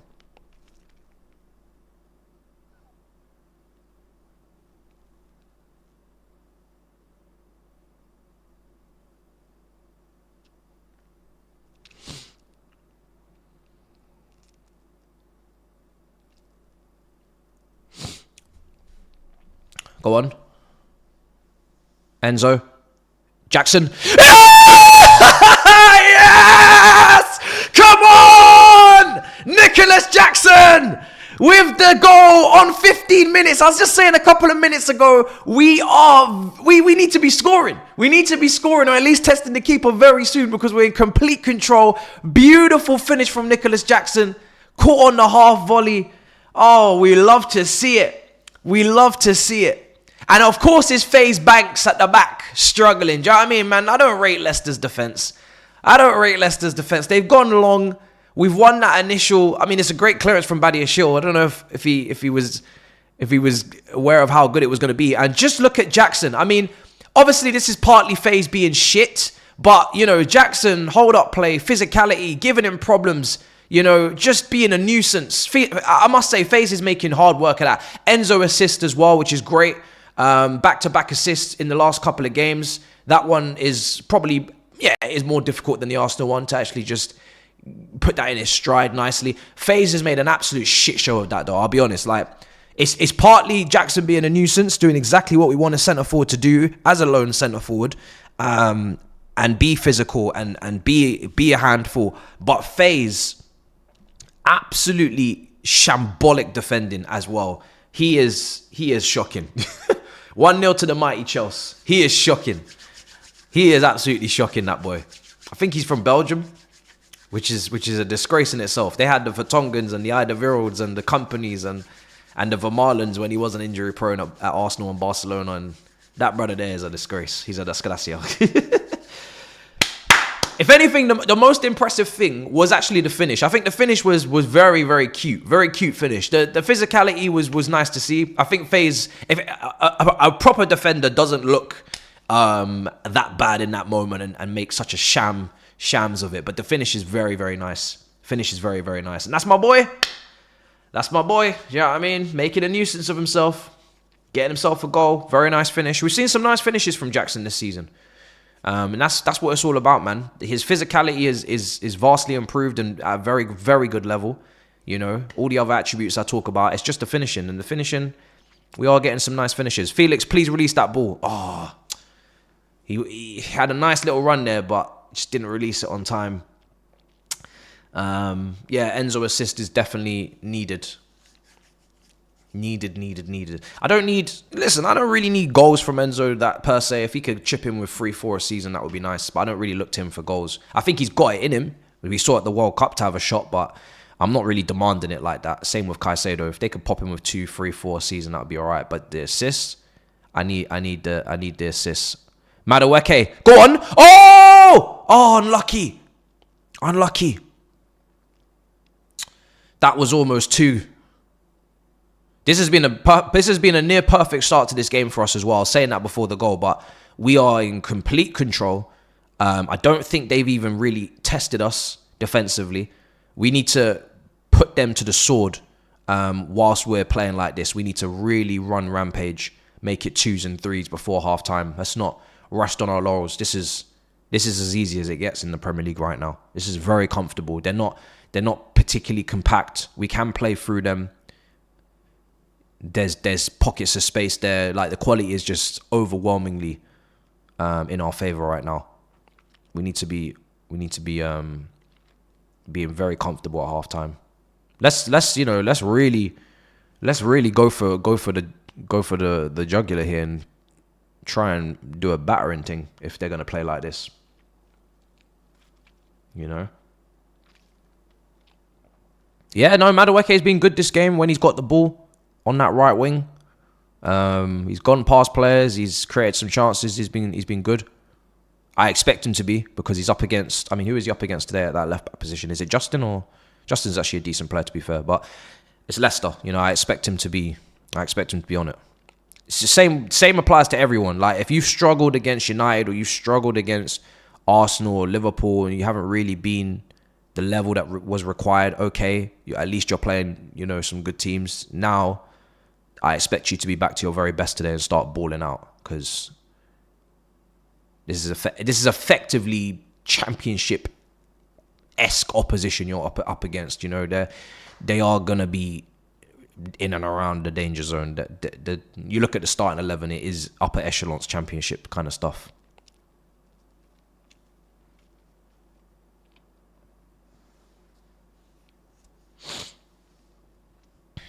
Here's Caicedo.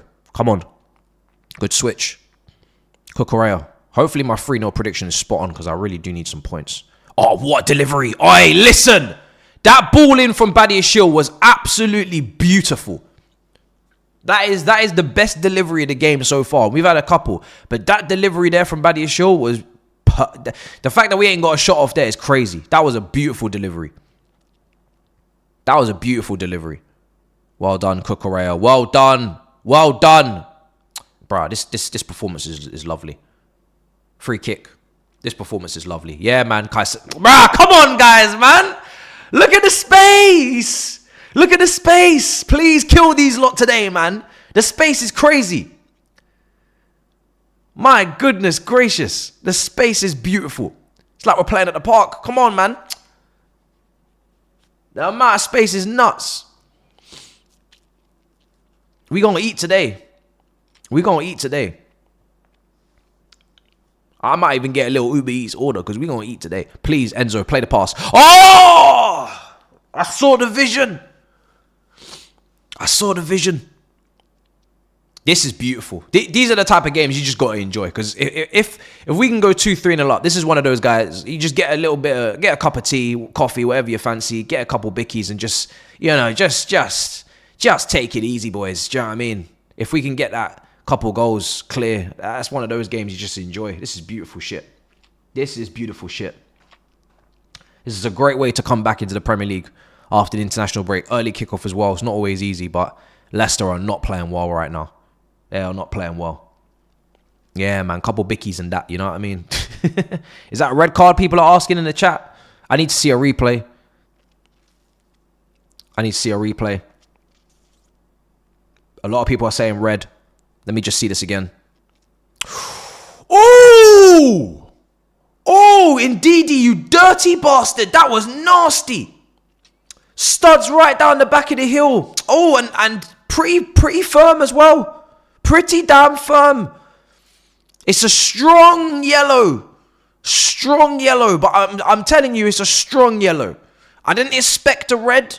Because I don't think it was a dangerous tackle in terms of... I don't think it was out of control. And again, I'm always the kind of person that is more... I'm not really with the whole rules being as soft as they are and the contact. It's a contact sport. It's a bad tackle. It's a strong yellow. It's a very strong yellow. It's a you do that again and you're off the pitch. Do you know what I mean? That's an orange card. That's an orange. Palmer's fine. He was never going to injure Palmer with that tackle. Is what I would say. He was never going to injure him, but he's nasty tackle. Nasty tackle. And I'm not saying like it's not a red. I don't know. Like in these times, it might be a red because I don't know what's going on these days. But in my upbringing of watching football and some of the tackles I used to see, Gerrard versus Lampard, big nights, it's a strong yellow. Cucurella. Oh, someone smacked that. Ah! Nah, Caicedo, man, you're fucking with me. Seriously. You're fucking with me, man. We've all been at school at a point where a ball like that just sets itself up for you, just running onto it. And there's so many things going through your head. Is it going to go in that top corner, which, and it just, the way that shit just went all the way over there, just heartbreaking. My goodness. That shit that sat up so nicely, man. Bro, Lampard. Bro. Lampard would have scored 2 goals from that situation, bro. Lampard would have scored 2 goals from that. I'll be honest. Don't ask me how that's possible, but it just is. He would have scored 2 goals from that. FaZe. Bro. I actually take time. I take time out of my day to say how bad FaZe is. Like anytime I hear this brother brought up in conversation in regards to defending and Leicester in general, I do take time out of my day to say that he is not good. He is not good. I call him FaZe Banks. I call him FaZe Ruggs. I call him FaZe Clang. I call him anything but. He is just not good. Here's Palmer. He is not good. Palmer's having a having a nice little game at the moment. Here's Cucurella. Everybody's playing well, to be fair. No one's having a bad game.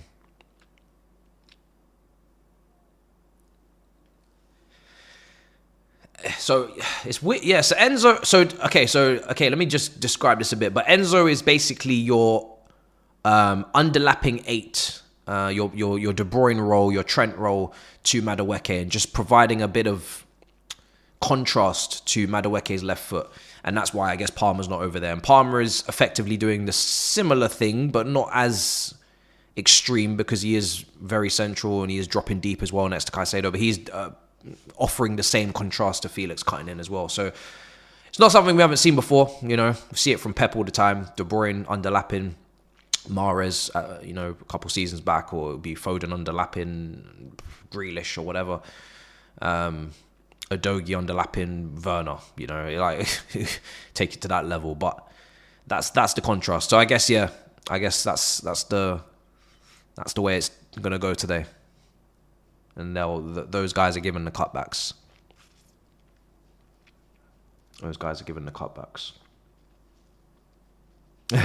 FaZe is not phased, bro. He ain't phased. That brother's not even awake. We need to get at him as much as possible. Get that brother booked and he'll get sent off before Ndidi, I'm telling you. He'll get sent off before Ndidi. He's that much of a bozo.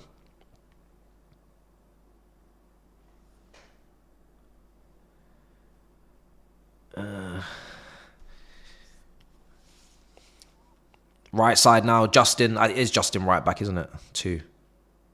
Cucurella is just absolutely clattered. Beautiful.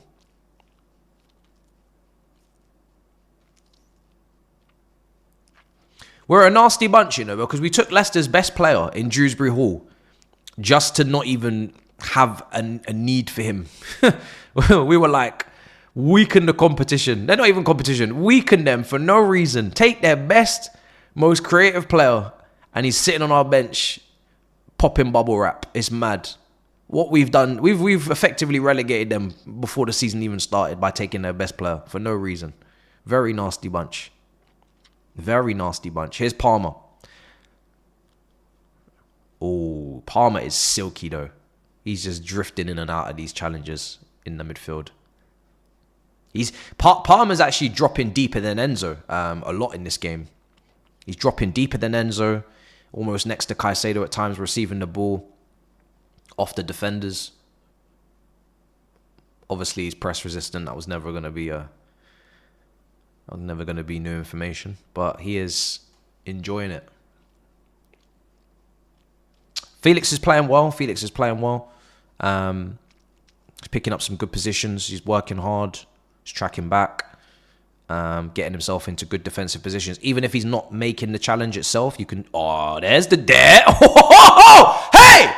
Listen! Felix has just nutmegged that brother, but I want to book him. Oh, Madueke, great save. Bro, Felix is just... So, okay, as we was talking about Felix, because Felix, as I was just saying, if you just watch him, he is putting himself in the right positions defensively, working hard off the ball, even if he's not the one making the tackle. But Felix has just won the ball there, nutmegged someone, kicked it past another. He's gone past 2 players, been taken out, shocking. Sorry, it was Caicedo, obviously, that won the possession. But, and then, yeah, just a shocking challenge on him. He needs to be booked, that guy. Who is that?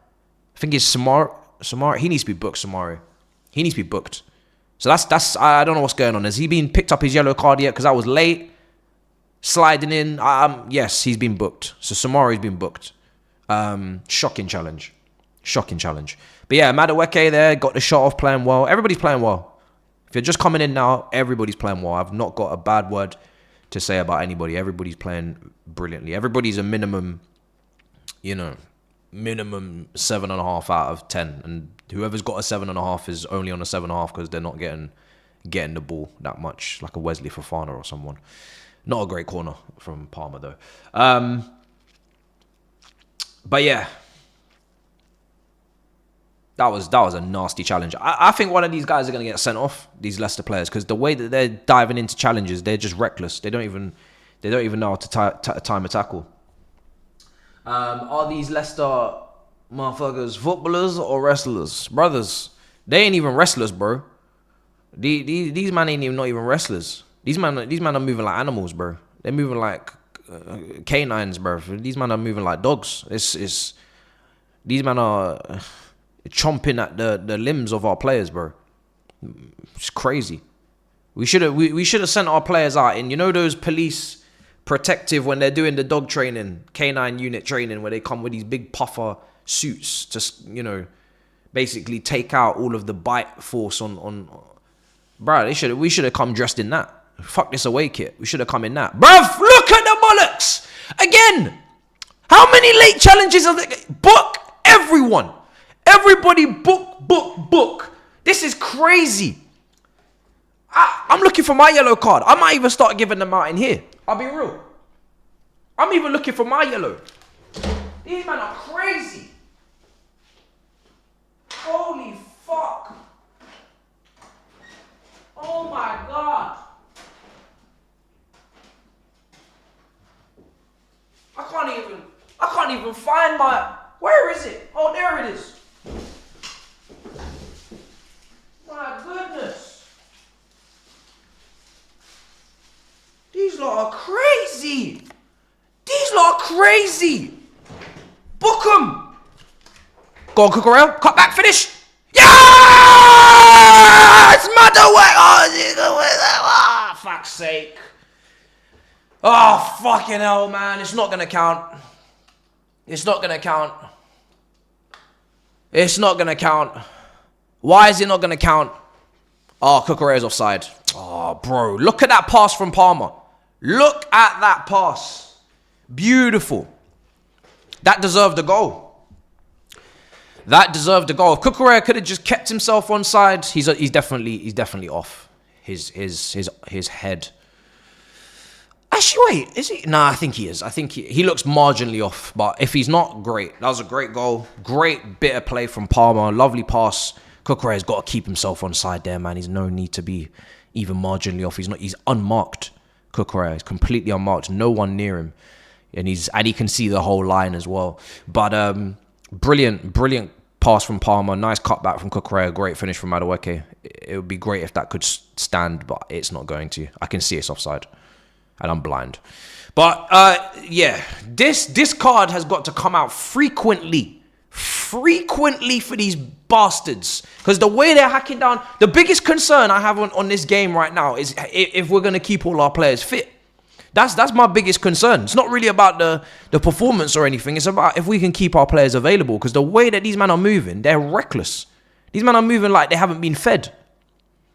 Like they didn't have breakfast this morning. Irritated... agitated.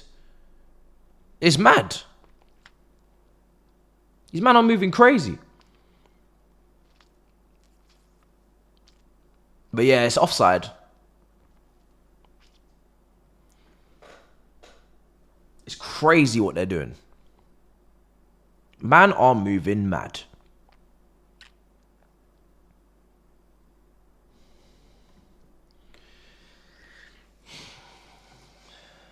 Crazy.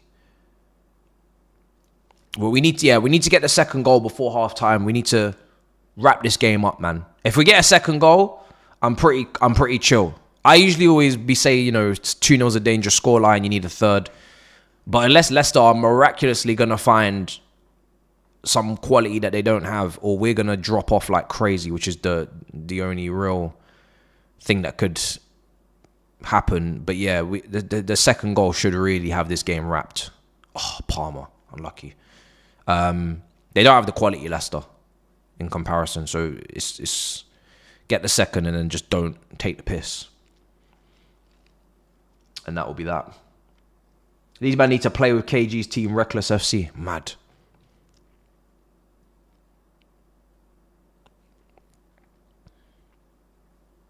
Can definitely see us sending off for one of their players. I don't know how many of them are on bookings. I think it's maybe 3 or 4. 2 midfielders. Faye should have been booked just for the way he defended on our goal, to be honest. The way he was defending Jackson, he should have been booked just for that.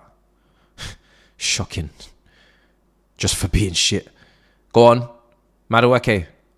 See, I don't know why Madueke has not just received the ball there and just kept running. Like, that was way too conservative for no reason. You've got the ball of Enzo. You just let that go into your stride and just attack the fullback, man. Come on. What we being all polite for? Hesitating. You've got the better of him every single time you've had the ball. So let's just keep doing that. It's not overcomplicate. I don't think we need to overcomplicate this game. This is a very, very simple game. Let's not overcomplicate it.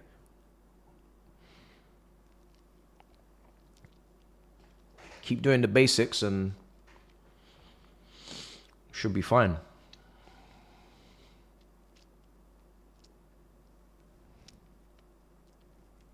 "35 minutes.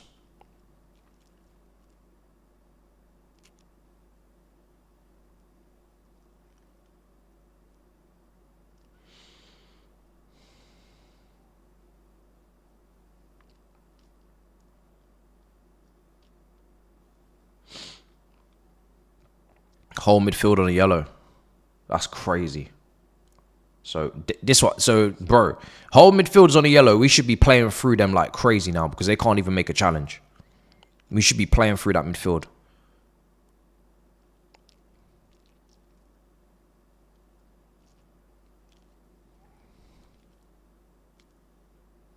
I think that is that our first foul. Seems so, yeah. Bro, what the fuck was that? Bro, Sanchez is just... it just can't be us. I ain't got nothing to say. This brother just... He just...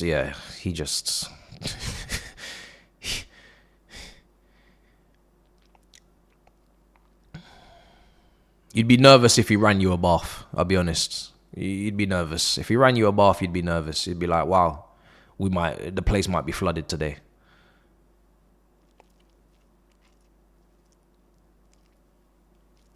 And then if it wasn't flooded, the bath might be too hot or too cold. You know, you'd be nervous. I wouldn't. If Sanchez ran a bath, I wouldn't just step straight in. I'll be real. I'd put a pinky in there and just test the waters. You know, I'd test the temperature. I wouldn't just jump in. I wouldn't jump in. I'll be real. I'll be honest. Go on. Oh, bro. The amount of space in between the lines is crazy. It's mad. I don't know if this King Power Stadium got expanded or this pitch. It's crazy the amount of space.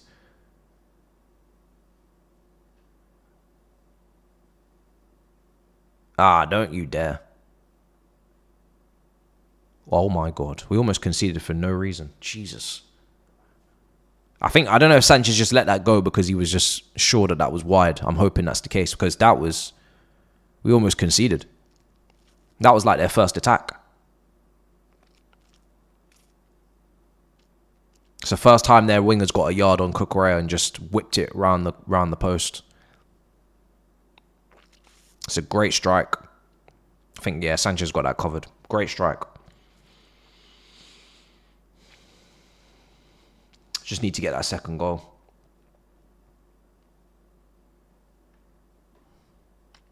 Here's Badiashile, Cucurella,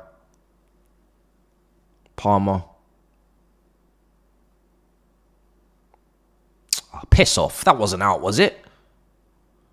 There's no way. I will VAR that, man. That wasn't out. There's no way that was out. I want a VAR on the throw-in. I'll be honest. I'm petty like that. I want a VAR on the throw-in, man. There's no way that was out. No way. I don't believe it. Are we missing Danny Drinkwater in the midfield? Nah. The only thing Danny Drinkwater had a shot on him. I'll give him that. He had a little shot on him. He scored a couple bangers. Oh my fucking God. Can we please not do this today? My goodness. Why are we making such stupid decisions?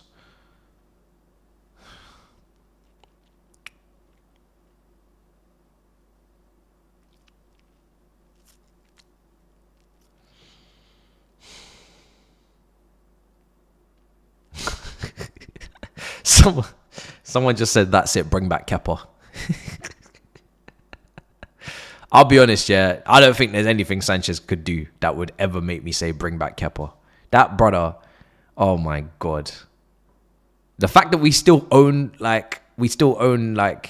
him as a player is crazy. Like he's still on our books. Fuck me, man. I hope Maresca don't ever see him and get any ideas. Because I swear, that'll be the day I give up.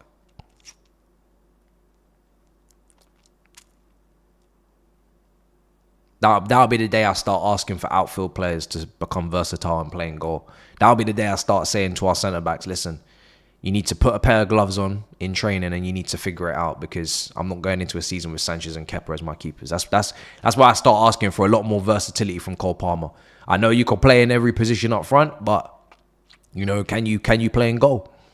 Can you play in goal? You know, can you start to make those saves? Your distribution is great. Good ball playing goalkeeper, Cole Palmer. You know, can you make some saves? Shot stopping. Can you collect some crosses? I'm ready.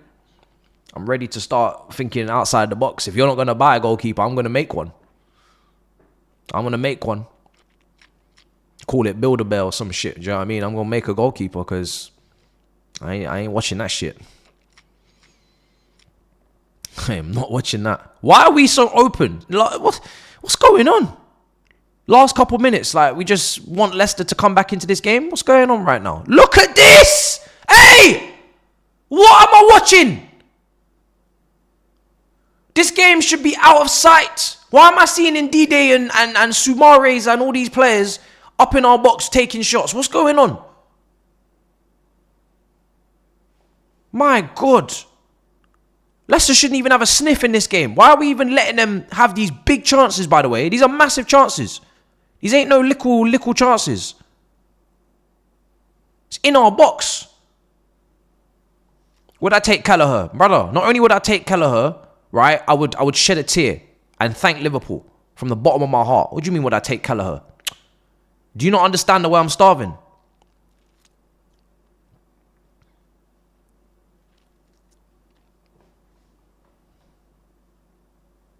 That's like asking a homeless man, would you take £10? Oh, yes. Yes, I would. Thank you very much. That's like, how dare I? What do you think I'm going to say? No, I want 20 quid. I don't want £10. I want 20, mate. 20 or nothing. Imagine me homeless saying to you, you offer me £10 and I tell you 20 or nothing. How dare I? Like, yeah, I'll take Kelleher. What the fuck do you think this is? Do you not see what's going on? Liverpool got 3 goalkeepers better than our starting goalkeeper. Like, this ain't funny anymore. They got one guy at Valencia or wherever he is chilling, you know what I mean? Georgian guy doing his thing. Alisson and Kelleher, bro. It's crazy. Like, Liverpool, I'm not gonna lie, we need to talk. Because I don't know what you doing with all these goalkeepers. Jamie Carragher will be telling you very soon where these men gonna train, where these men gonna sit in the changing room. You don't need all these goalkeepers. You man are stockpiling like bunch of freaks. So you need to give one of them to us. Oh!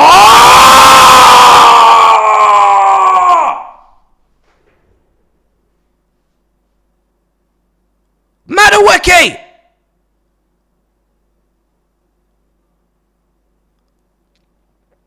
How on earth have we not scored from that?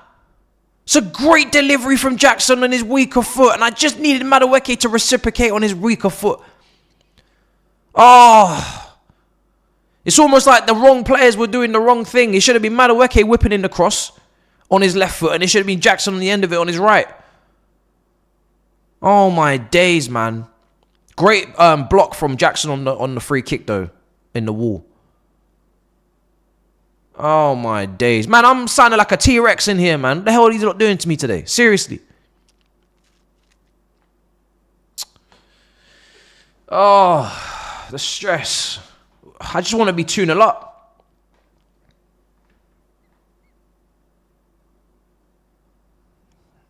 Vardy is not having a party today, please. I don't want that brother to think that. He can drink a Red Bull before kickoff and score against us. That's the ultimate disrespect. Ultimate disrespect.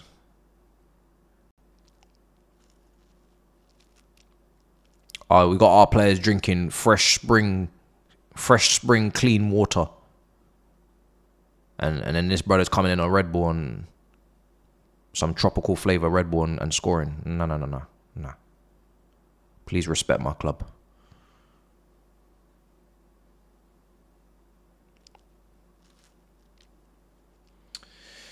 Come on.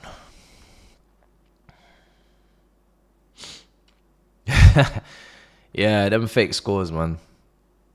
You see, you can't even catch me out anymore because I got a new system in place and I'm very up to date with the game now. Like, you lot, I've not had to complain about me being 10 minutes behind for a while.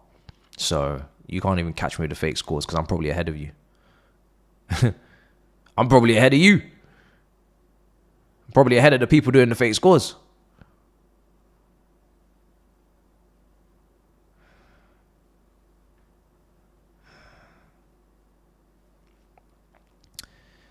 I do wonder when we start to diversify profile-wise, well, if hopefully we do at some point and add a few other threats to our team, mainly aerially. But if we do start to do that, it'd be interesting if Maresca is so hell-bent on playing out from the back or if he doesn't mind a little long. I mean, I think he don't mind a little long-range passer. It's just whether Sanchez can actually complete those long passes. That's the thing. That's the thing.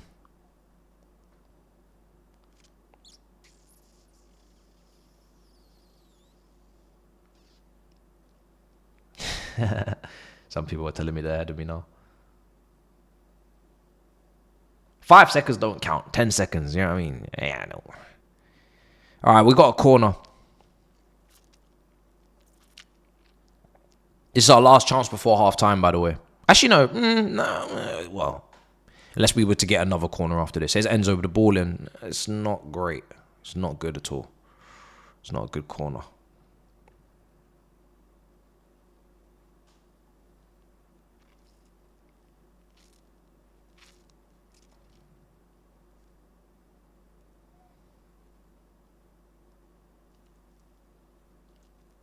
Right. It's another corner.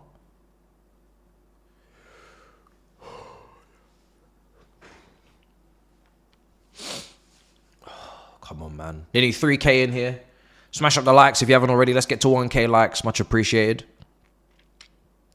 We have to be on the road to 200. I don't know now, okay? Have to do different roads. Oh, my God. Oh, my God. Oh, my God. I don't understand. It's a corner. It looks like a free header. I don't understand how that hasn't hit the target. I really don't understand. I forget Fofana's a former Leicester player as well. I literally just be thinking about Dewsbury Hall and obviously Chilwell's another one. But oh my days. What happened there? What has happened there? Seriously. How on earth have we not scored from there?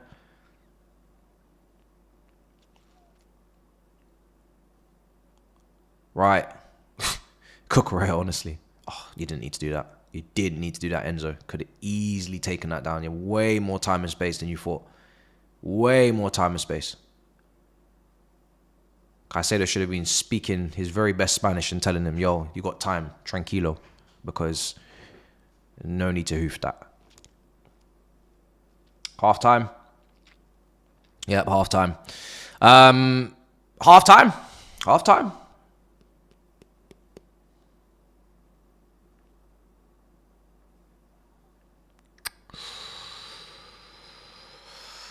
Oh, wow. What a half. Lots going on in that half, I'll say that. It wasn't boring. Plenty to discuss. Make sure you smash up the likes though. Let's get those up. Right, let me just compose myself. Where do we want to start with this one? Close the poll. That half was kind of everything that we are. You got to see a bit of everything from us, I think, in that half. The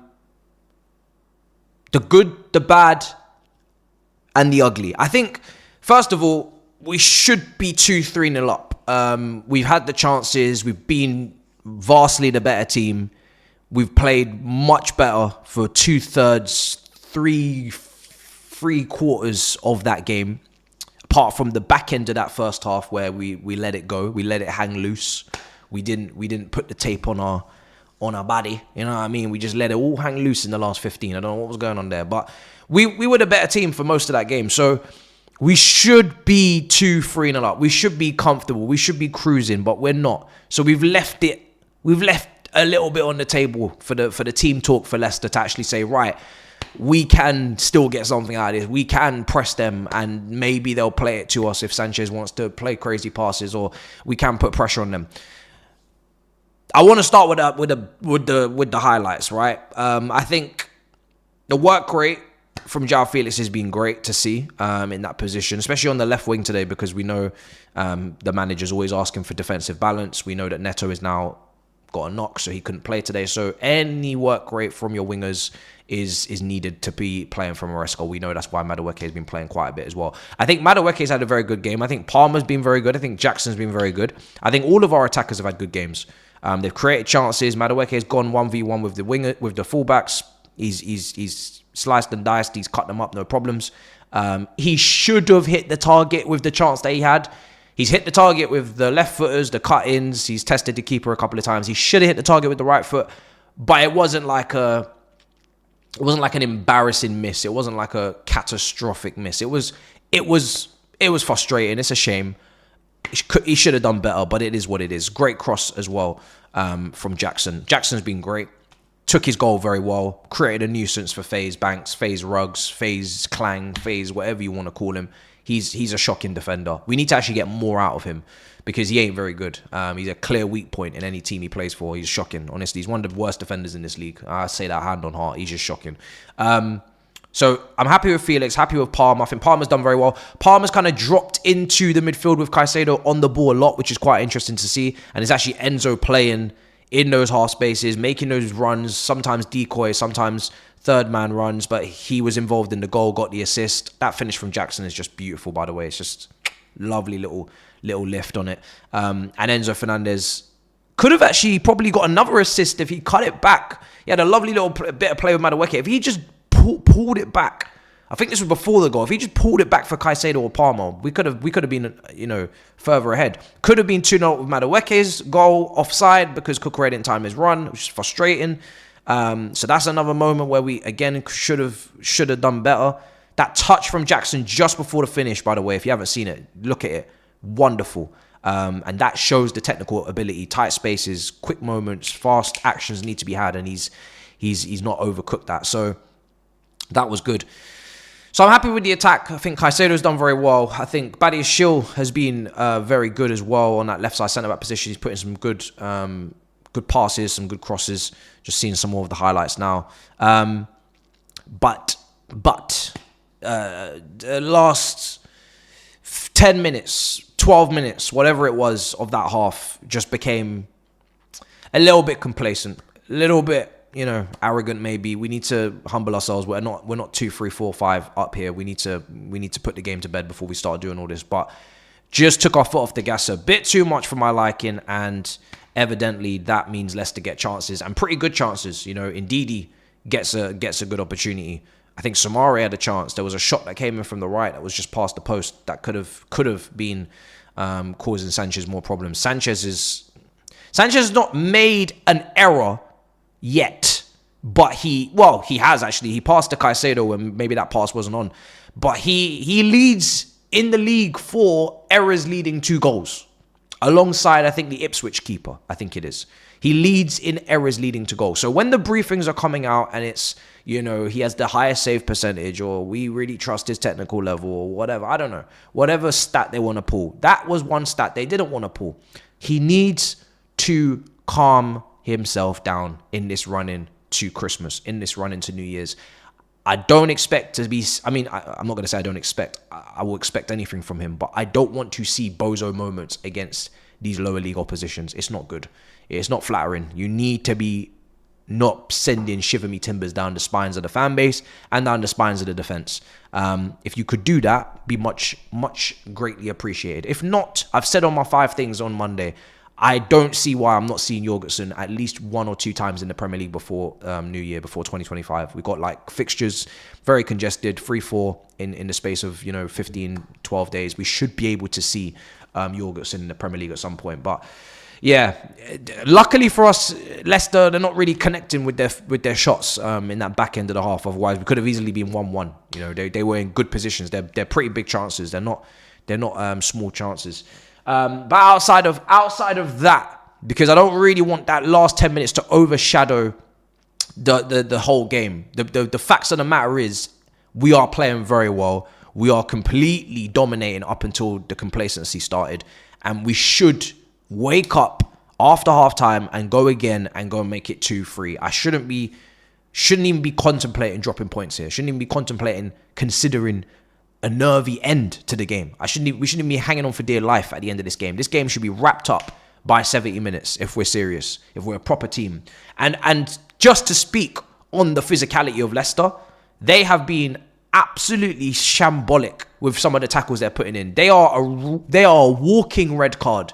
They are multiple midfielders on yellows. They are walking red cards. We are waiting for a red card for Leicester. If we can get our foot back on the ball, start playing some line breakers again, start playing our stuff, no doubt in my mind, Leicester are walking off this pitch with 10 men today. They're asking for a red card. They've had some shocking challenges. And really, if we can just get through this game and not have any more injuries, because we have a couple now, they're racking up a little bit. Neto, he'll be back, I'm sure, next week. Gusto is just ill, so that's fine. Sancho's just come back from illness. James is out. I don't know when James is going to be back. And I would like Achampong to seize the opportunity. Hopefully, if the politics don't play a part, I think he could be the backup to Gusto. He's not ready to play in the Prem. Based upon, the little cameos he's been given here and there. I'm not saying that. But he could play and should play in the Conference League and get his confidence from there with Tyreek George. And then, at least we don't have to spend 30, 40, 50 million on a Reece James replacement. I don't think that's necessary. I think that's poor allocation of funds. Let's see what's going on in the Super Chats. So let's see. Okay, we've read that one out. I think I've read out most of these. I've read out all of these actually. Thank you very much for the super chats, much appreciated. Okay, so yeah, listen, there's going to be some extremism going on because a missed chance for Madueke, or I think it might just be him where the extremism might be taking place in that first half. He was good in that first half. If you're just joining us now, you haven't watched the game so far, Madueke was very good in the first half. He's created chances, he's taken shots, he's tested the keeper. You're not going to have a flawless performance as a winger unless you're Hazard. You are going to miss a chance. You are going to give a ball away 1 or 2 times. That does not equate to you having a poor game. You are having a good game. Just make sure you keep it up, and hopefully we can go and make it 2.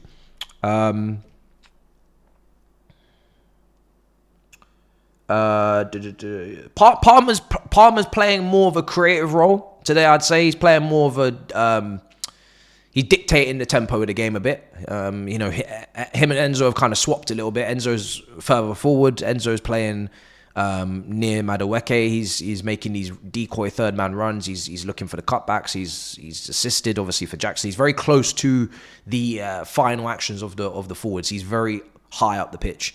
In build up, you're not really seeing him drop too close to Caicedo. It's more Palmer dropping and getting on the ball, being pretty press resistant, very tidy with his feet, drawing fouls, spreading the play, and just acting as that kind of dictator in the midfield. So it's a bit of a different role for Palmer. It's not really a role where I'm expecting him to then go and probably get a goal from, but it's a role where he's had us playing good football, creating opportunities, and that's really all that matters, that we score. I don't really care who gets the goal. So yeah, I'm pretty happy. Pretty happy with everyone. Let me lock off this timer and let me actually just pull up the bench actually as well, if I can. What options do we have? So the bench includes 2 keepers, the couple of defenders in Tosin and Renato Vega, Lavia, Dewsbury Hall, Sancho, Mudryk, and then Cuckoo.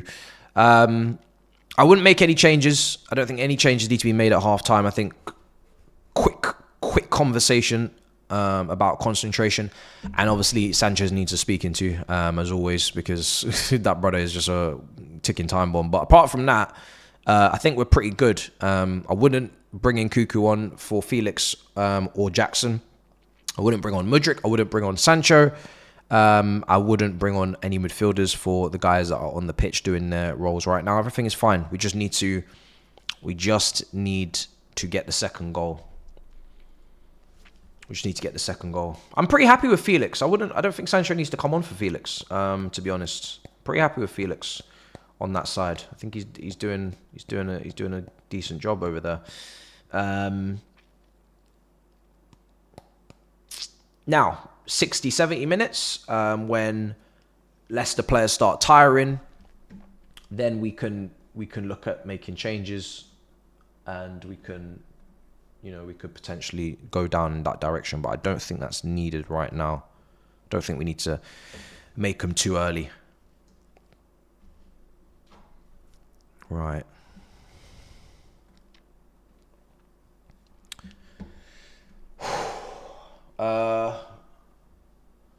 Yeah, 3-0 was my score prediction. I still think, I think that's very realistic. If we just pattern up and get ourselves back fully focused on the task here, 3-0 is very realistic. You know, you can go and get that second. Leicester can really start to throw the kitchen sink at it, really start to push people forward, start to panic. When we make our substitutions, they should be coming on in a game like this with those tiring legs, with those yellow cards being racked up, if they were to even go down to 10 men. And we should be going to get that third goal in the last 15, 10 minutes and completely wrapping this game up and making it look as comfortable as it should be. So, you know, I think that's the aim. I think that's got to be the aim. I'm just looking at attacking threat. They had their spell between the 30th and the 45th minute where they had their threats, but you can see there on the graphics, if you've got that coverage, it's very heavily skewed to us.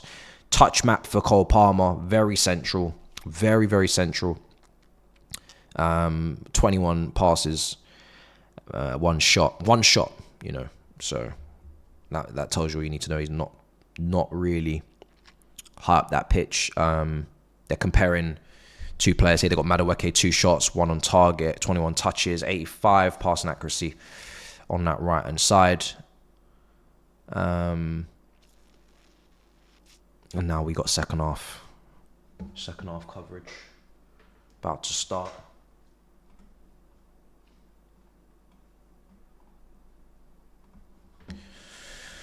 But yeah, I don't have no complaints apart from just wake up, really. It's nothing too drastic. Just need to just wake up. We're clearly levels clear, technically. So we don't need to do anything crazy. We just need to just wake up. Simple. Wake up and we win. Wake up and we win. Don't let this stay 1-0 for too long and give them hope. Because if you leave any game in the Premier League 1-0 long enough, it doesn't matter if you're playing Southampton or you're playing Manchester City, you leave a game 1-0 long enough, you will probably, and rightly so, you will be punished.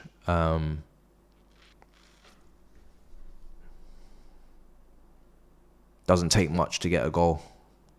One little deflection off an Ndidi shot, and next thing you know, you drop points to Leicester for absolutely no reason. Just waiting for the second half. They're not even out there yet. So let's see. Chat.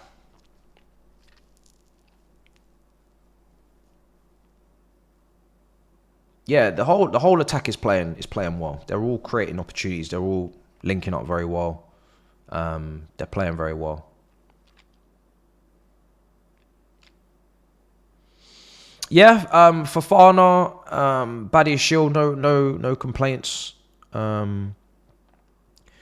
No complaints. The chances Leicester have had have come from one silly pass, which didn't need to be made. One moment where Cucurella wasn't as touch tight as he usually has been, and obviously they cut in and get their shot there.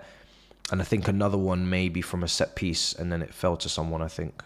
So we're not being opened up too much. You know, we was a couple times in the back end of that half, but again, I really do just think that comes from just us taking our foot off the gas, not from nothing to be overly worried about.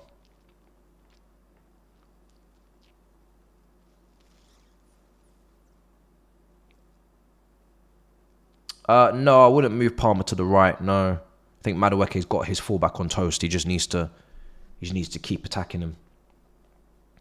He's got his fullback on toast. I want Palmer in the middle, getting as many touches as possible. When you're up against opposition like this, he needs to be on the ball as much as possible. He doesn't need to be on the right. And I like Felix's position as well, because we're not playing through Felix, but Felix is still in his strongest position, which is he's down as a left winger, but he's more of a left. He's the left 8, and Enzo is almost the right 8, and they're both in those same channels. And then it's Palmer and Caicedo in the middle, just kind of operating. But I think he's got Cucurella to his left, he's got Jackson to his right, he's got all what he needs to kind of flourish over there. He's not being he's not in the traffic. I don't think Felix is really in the traffic. I think Palmer's taking a lot of the attention, and then Felix is getting a lot of space and joy because of that. And he's gone on these little mazy runs and cooked a couple people. Just need to have the final ball. Right.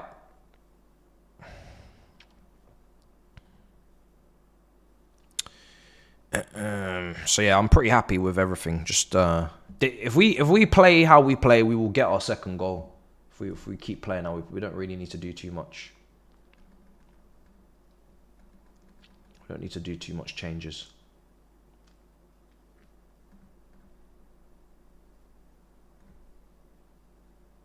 Stick to the task.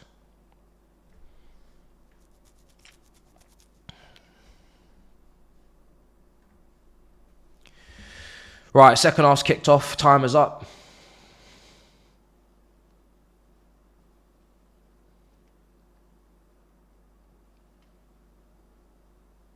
Like, one thing that we need to know of today that we're not seeing, that we saw in previous games, which is good, is everybody feels like they're playing to their strengths. You know, we're not really seeing Gusto, in 10 positions today. He's not playing, of course. We're not seeing Cucurella in those positions either. Cucurella is playing as an overlapping left back, which is, to be honest, not even his strongest position. He's probably best position is inverting as a left back, but we're not seeing too much of Cucurella in areas where he's not qualified. We're not seeing anybody today in areas where they're not comfortable and they're not ready to perform. So, you know, everything is quite nicely balanced considering who's out, to be honest.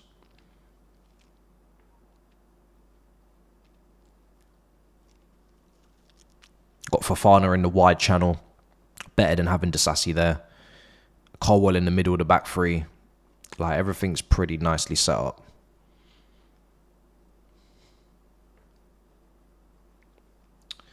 I don't like the gap at times, though. Caicedo he needs to have someone a bit closer to him there. It's a bit of a gap. I don't know, bro. I'm not really thinking of subs right now, to be honest. Like, I don't really know who I'd bring on.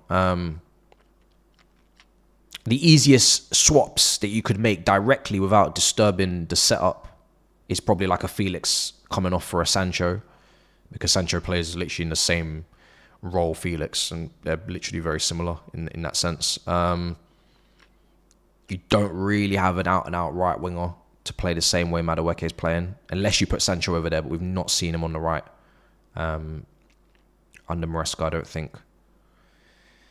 So he would play it very differently. Sancho on the right wing is complete contrast to seeing Madueke on the right wing, the polar opposites. So yeah, I mean, from an attacking standpoint, that's one change. If you want to shore things up and you want to potentially put Palmer a bit higher up the pitch where Enzo is and put a Lavia in for Enzo to shore up the game later on to hold the lead. Enzo's played well.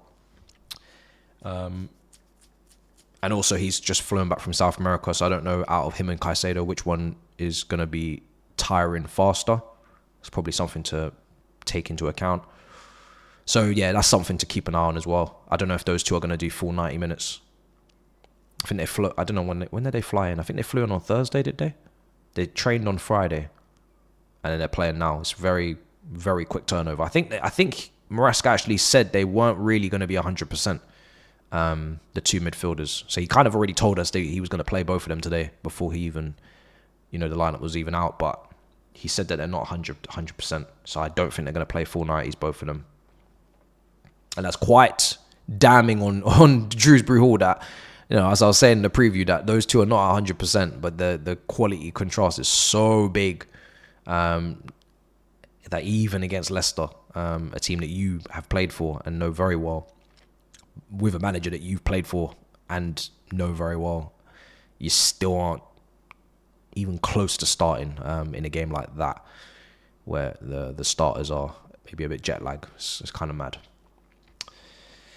Yeah, I don't know what Noni's doing there. Noni's just run the ball out of play. Don't even know what he was thinking with that one. It's not even close to keeping that in.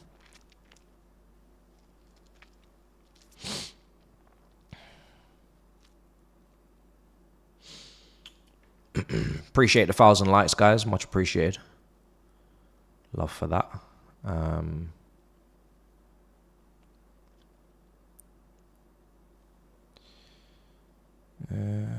We're in possession at the moment.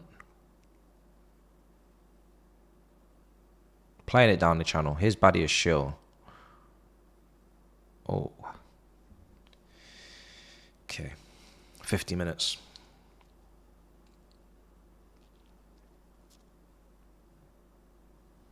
But yeah, I think Badia's shill's been good today. Step in the right direction, as you'd expect against this type of team, this opposition, but better. Nothing crazy just yet.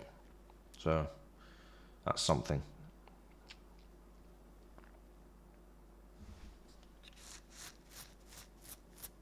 It is Aston Villa we have next weekend, isn't it, guys? I've just kind of assumed. That's locked in my head for some reason that we have Aston Villa at home. I didn't actually check. I think we have Aston Villa at home after that Europa League game on Thursday. Fofana's in possession now. Here's Palmer. He's played it to Madueke. Madueke, please cook this, brother.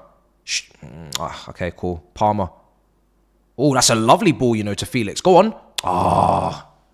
I didn't even see that pass. I did not even see that pass. I'm looking at Palmer. I'm thinking, where's he going to go with this one? And he's played the ball that I did not even see that one. Play it. Good. Yeah, Palmer's a class act. I'll tell you that. He might not be the main star of the show in this game in terms of, I don't know, man of the match, but he just manipulates the ball differently. When you watch him and the little touches that he takes and the scanning and the awareness and he's just a cut above. You don't even need him to be the main character syndrome moment. You just watch him and you can just see that he is a class. Serious class he plays with. His awareness and his manipulation of the football is next level. Next level. Got a corner now.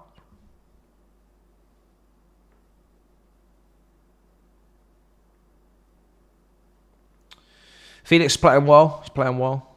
Shame he couldn't get the shot off. Ball in.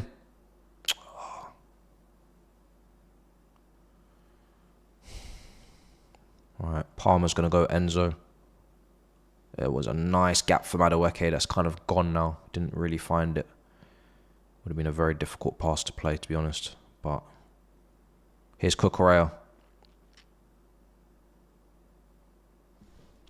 It's mad how Cucurella's fortunes have changed. He used to have a bozo gene himself, really. He had a bit of a aggressive nature to him where he would step in front of attackers to try and get the ball first and leave acres of space behind him and mistime it, and then we'd be absolutely screwed. But he's become one of the most consistent players in this team, and I don't stress at all when he's out there, to be honest. He's quickly becoming a very consistent 7 or 8 out of 10 performer. Felix, this is now got to be released. Brilliant. Jackson, please. Oh! Fuck! How on earth has that not gone in? These men are laughing at each other because they can't even believe it themselves. These men, oh my God. These men are laughing because you have to laugh. You have to laugh.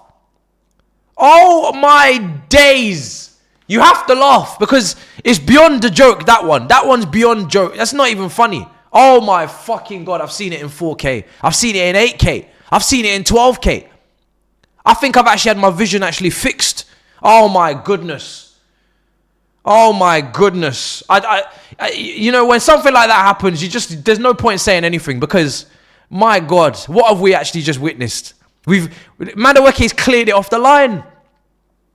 He's cleared it off the line. He's defended better than FaZe has all game for Leicester City. He's cleared it off the line.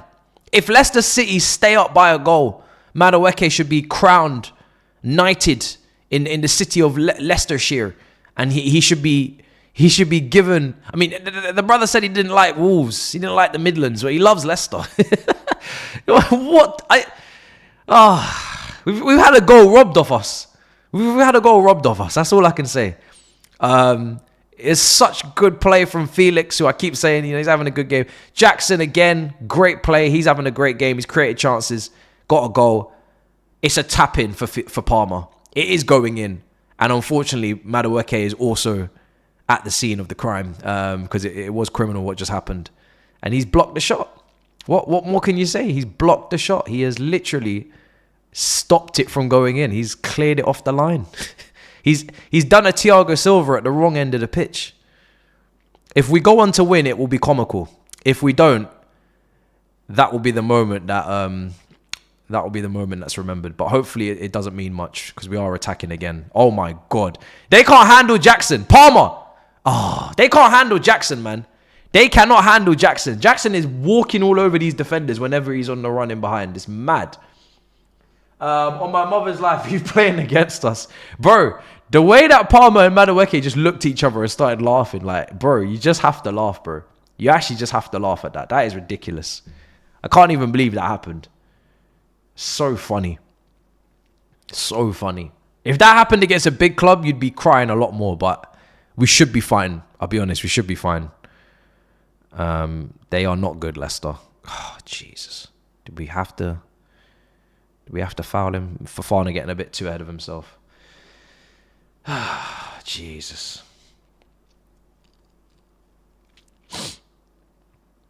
Fofana's late on Samari there.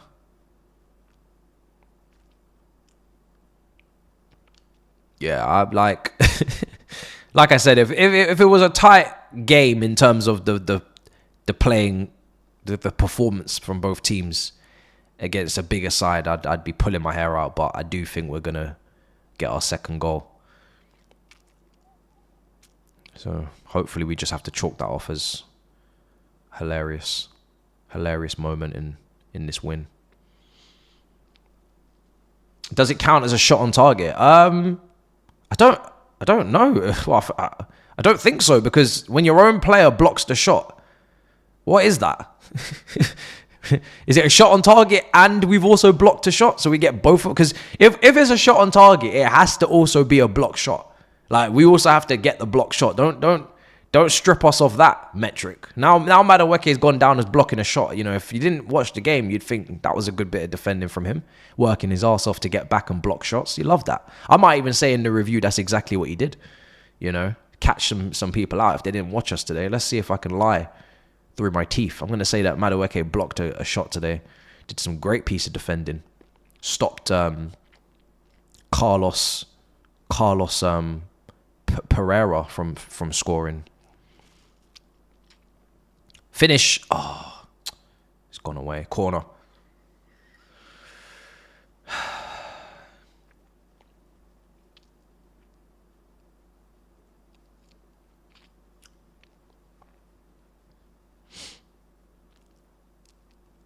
"58 minutes. Sancho is right-footed, yes.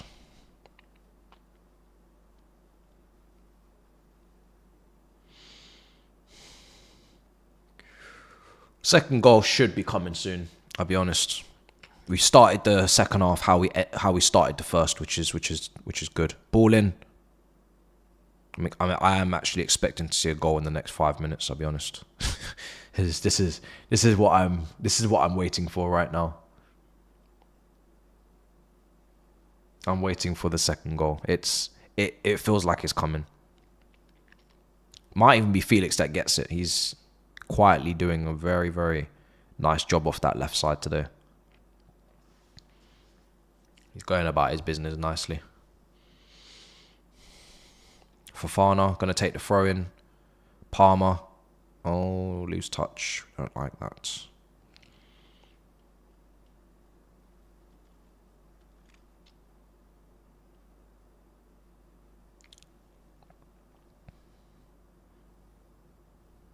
Felix. Free kick. Free kick.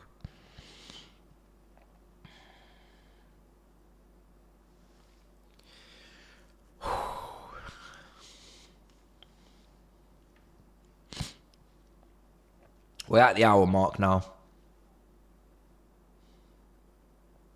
We're at the hour mark. It's time to put the second in.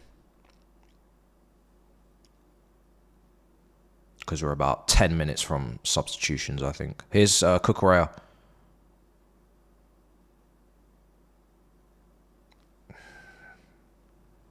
I don't really feel like that was necessary. Who's crossed that in? Was it Enzo? No, it wasn't him. Who is it? It wasn't Enzo. Colwell. Oh, fine. Well, it's a little bit different now. Not really expecting much more from him. Right. Leicester trying to play out from the back. They have played through. The pitch just feels so big today. I don't know. Like the gaps are just enormous. I don't know what it is. It's just something about this game. It's not very compact. It's very, very open game. There's a lot of space. If people can just pick their head up and get on the ball, you've got more than enough time to take 2-3 touches in this game. Most of the time. Fucking hell, don't let that fall to Vardy. Jesus. Right side now, FaZe is coming forward. I don't know what he's got planned, but if we can get the ball now, we've got one less centre-back to bypass. Free kick, offside. Offside.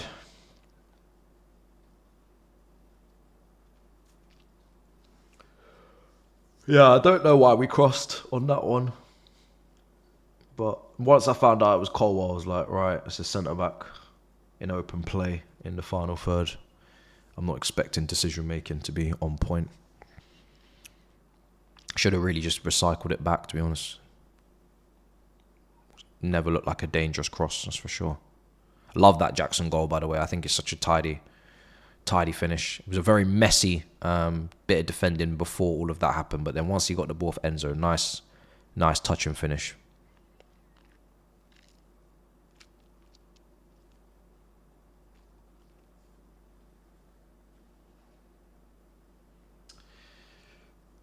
Palmer's been good today, bro. I'll be honest. Just because Palmer doesn't score a hat-trick or get 3 assists, it doesn't mean he's not playing well. If you're watching, you can't really tell me what Palmer's done wrong today. He's playing a certain role with Felix in the team. And he's playing very well. Madueke. He's literally would have had a goal if his teammate didn't block it off the line. Would you still be saying he's not playing well if he had that goal given? He'd be leaving this picture of a goal right now. So, yeah.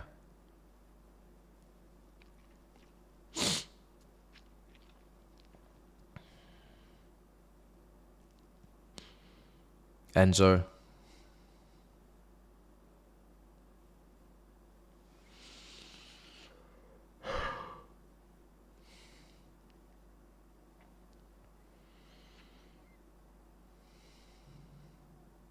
That was not good. Let it flow, ref. Let it flow. Let it flow. Let it flow. Right, Enzo. Madueke. Go at your man. Go on. Go on. Enzo. Enzo's shooting's got to be better, man. It's got to be better from there. It's poor. It's a decent chance. I think he even had time to take a touch. I don't know why his shooting is so off. Because he'll go and strike that one against Villa. Scored a nice one against Palace. But it's very, very, like, inconsistent. Like, not even inconsistent. It's very, like, you get a couple of them. You get a couple nice strikes a season. But you're not getting consistent ball striking ability, which is really odd. Because I would have thought he would have good ball striking. It's actually turned out to be Caicedo, if anything, that has better ball striking ability from range, which is crazy to me. I didn't really see that from Caicedo when we signed him. I wasn't expecting him to be giving us that. That's not a bad idea. Not a bad idea at all from Felix. It's unfortunate. Not a bad idea at all.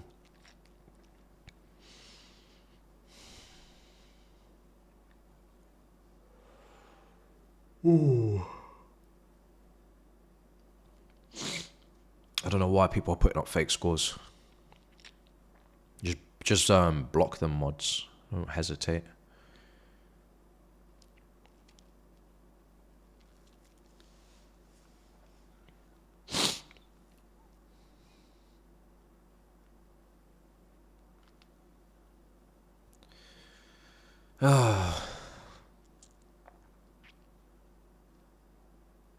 Free kick, yeah.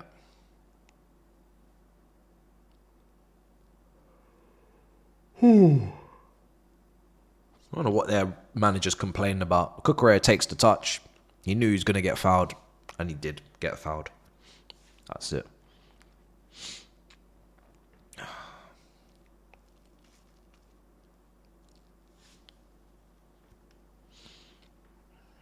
We got thousands of people waiting for us to make an error in this game. And become the laughing stock of the weekend. And it's not even 3 o'clock on a Saturday. They're waiting, praying for us to be the first ones. And we cannot let that happen. I'm still, you know me, guys, I'm not really ever comfortable or calm with a Chelsea lead only being 1-0, especially in recent years. But I'll be honest, I'm still very calm about our position in this game. I do just trust that these guys, quality-wise, will just run this and will find that second goal.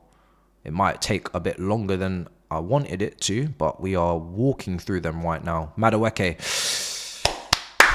we are walking through them. So I think it's coming.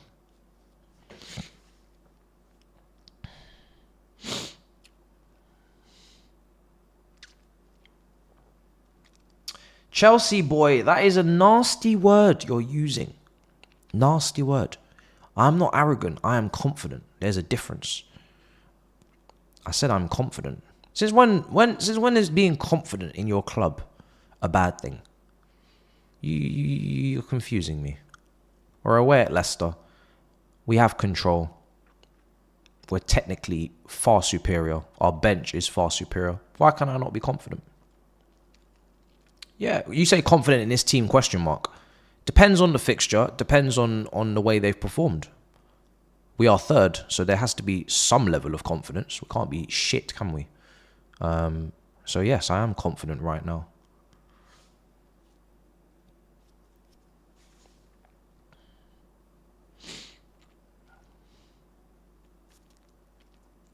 Now, if we were 12th like a couple of seasons ago, then no, I wouldn't be confident because these lot would have given me no reason to be. But right now, I'm pretty calm. But that will probably only last about 12 more minutes. If we get to the 80th minute and we're still only 1-0 up, then naturally I'm going to be concerned because we're cutting it a bit close with the end of the game.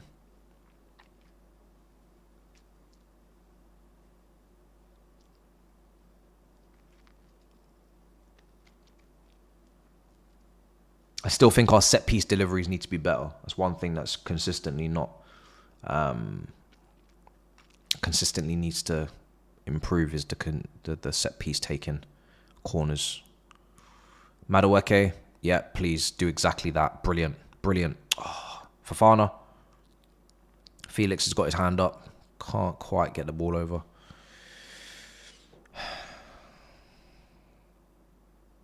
Badiashile.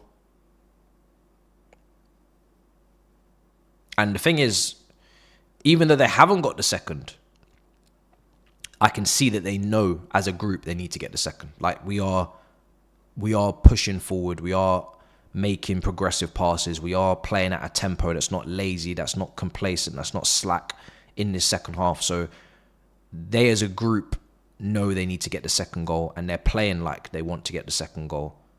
So I don't have any reason to doubt that they can't get the second goal. They just need to go ahead and actually do it. But there's a tempo to our play, which is good. And there isn't any complacency in the passing. Free kick, ref.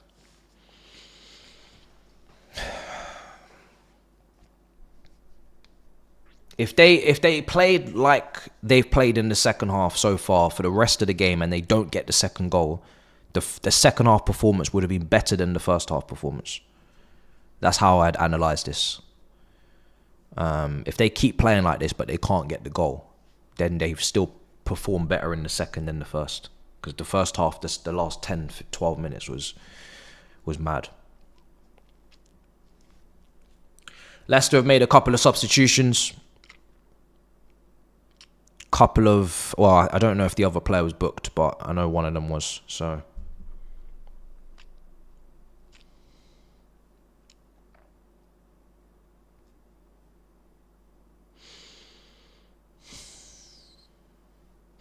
Where are the subs? Yeah, I mean, we are at that point now where subs could be made for sure.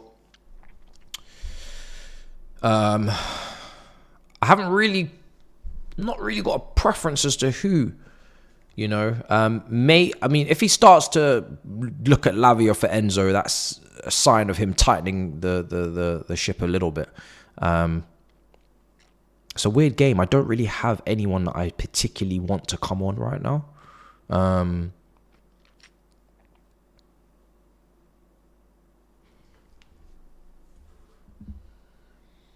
maybe he's just thinking the same thing, like, who do I actually want to bring on? Who's going to actually make this situation improved? And he might just be thinking, I'm not going to make a sub for the sake of making a sub, even though the subs are there. What am I actually making a substitution for? You know?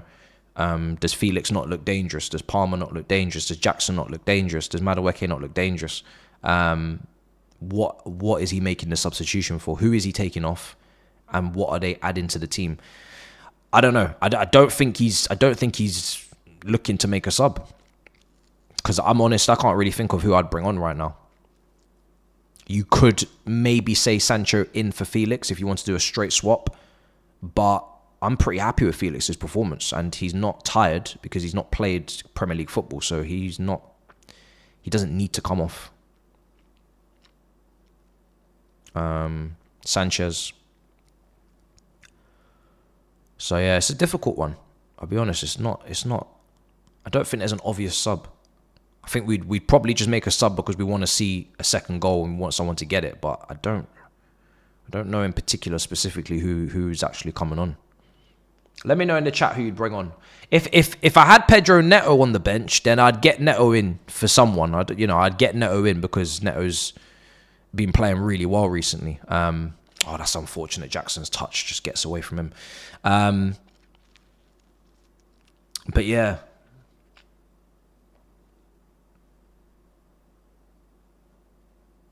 Who would you bring Sancho on for?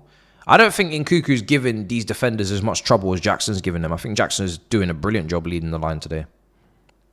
I wouldn't really take off Jackson at all. I think he's an outlet for us right now. Madueke. If you're bringing on Nkuku, I'd rather actually bring on Nkuku and bring him on in his best position.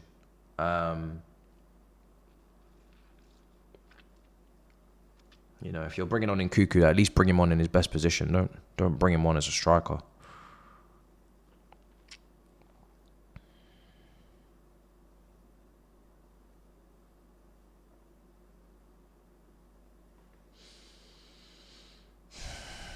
Here's Palmer. Jackson's making that run again. Look at the space, man. So much space. Just get this second goal. Jesus, they've got to Madueke pretty quick. He's done well there. Felix is in space again. Why could no one have the balls to just switch the play to Felix when he's standing in all that space in the box? Seriously. It's ridiculous. Jackson, what a save. 2-0. Finished! What did I say? Finished! We didn't need to do anything. It was always coming. I said it. I'm owning it. 2-0 to the mighty Chelsea. Simple as that. Enzo Fernandez with the second goal. And it's a lovely header. Felix has been standing in acres of space on that side of the pitch. I'll be honest. The amount of times he could have had the play switched to him is been frustrating for him. But they did work it very well in the end. And again, it's just patience, people. Just have patience. We're knocking the ball around well. We're creating chances. There's a clear, superior technical level going on this pitch. The goal was coming. The goal was coming. You just had to wait. Great cross from Cucurella. Great header from Jackson. Can't really ask any more of Jackson. He gets it on target. Maybe pick a corner, to be fair. Pick a corner. Should have scored maybe his chance, but, keeper saves it straight into Enzo. 2-0. Enzo gets a goal and an assist in this game, playing in this role. Yeah, I mean, like I said, unless you're taking him off and bringing on Lavia and you're going defensive, but there's no need to do that. There's no need to even think about going defensive because we are going for that goal and we do look good to get it, and we've got it. And all those non-believers, you can hold. I was being honest. I was being honest. There's no substitutions that need to be made. I don't make a sub for no reason personally. I wouldn't just make a sub for no reason. I don't believe in just using sub.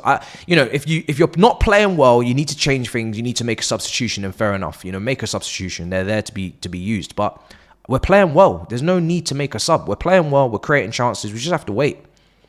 Simply just have to wait.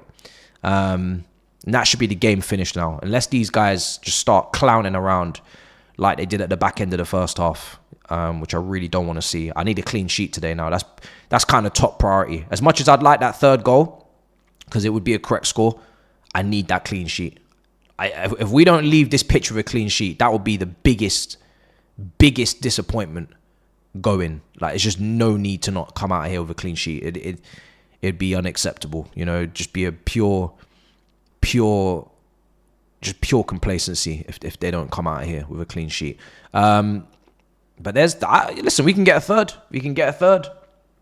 Can definitely get a third. As I said, Leicester are going to come out now. They're going to, I don't even know if they have the capacity, but they will come out now. They'll start to push people forward, and we could just hit them on the break and get the third. There's been so much space in this game to operate. It's crazy. I do feel like this King Power pitch is bigger than most. It's crazy the amount of gaps. So if we can get them on the break, this game can be wrapped, and then we can go home. I think I've changed the score. Yeah, I have. Patience, people. Patience. Who's everybody's man of the match?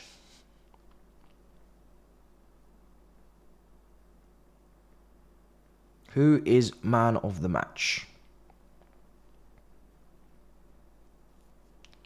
You could you give it to Enzo? He's a contender for goal and assist. I'm very happy with Jackson's performance as well. So I'd put him in the conversation. I think Felix has been very good. I don't think he's man of the match, but I would like to definitely say he's been very good, and I'm very happy with his performance. It's not Palmer, although again, I think he's been very good. I've really appreciated what he's done out there. Madueke's, he's had a couple of frustration moments, but again, I think he's been effective over there. So yeah, it's between Enzo and Jackson. I don't know if a defender gets it purely because I don't think they've had enough to do. I think Badia Shield has been very, very much improved today. I've got no complaints with any of the centre-backs. Sanchez has, calmed down now. I haven't really had to talk about him in this second half, which means that the team is performing better. So I think the second half performance automatically is way better than the first, even though the first was very good. So I don't think a defender gets it because they're expected to do what they're doing, and there's not really much to it. So yeah, I think for me, Enzo or Jackson. Here's Palmer. Here's Madueke. Can we get a third? That's a very, very, very, very tame effort. It's a very tame effort.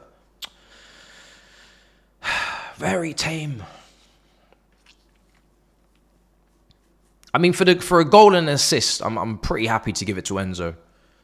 Him and Jackson involved in both the goals, so either or really.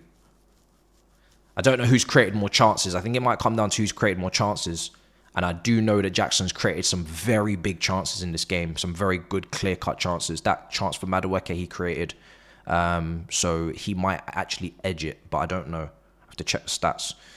It's between those two.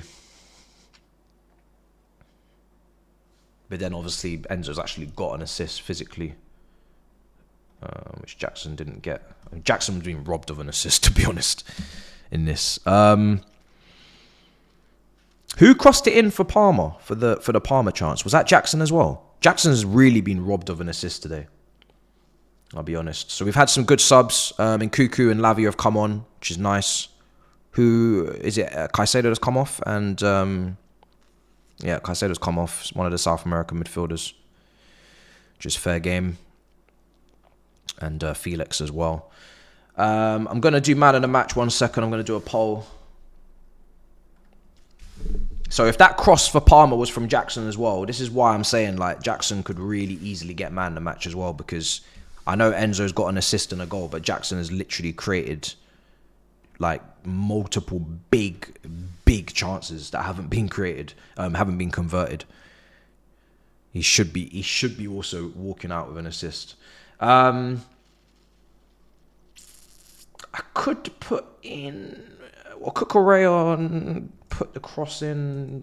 Yeah, is he man of the match contender? I don't know. After Jackson and Enzo, for me, there's a considerable gap between the rest for man of the match, I'll be honest. So I'll put the other options in there, but I don't expect them to win. I'll put Badia Show in there because everybody keeps saying, but I don't think the rest of them have a chance. It's between two people for me.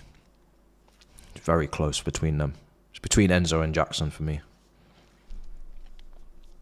It's probably the stats that are going to make me decide who gets it for my pick, because it's very difficult.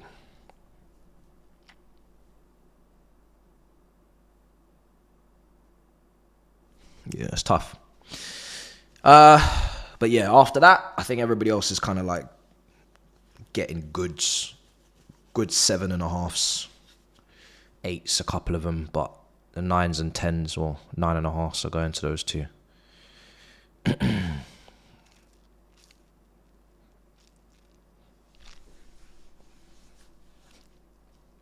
funny, all the centre backs have been good, I think. Not got no complaints with any of them, really.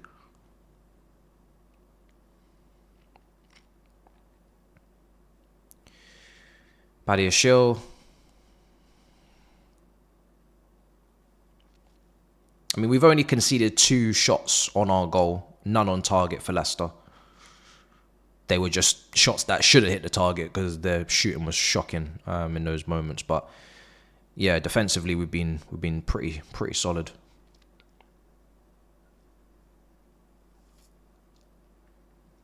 Sanchez, Enzo. The only way Leicester are going to score is if it's because of us. If we miss time, build up play, or we pass to them, or that's how that's going to go down.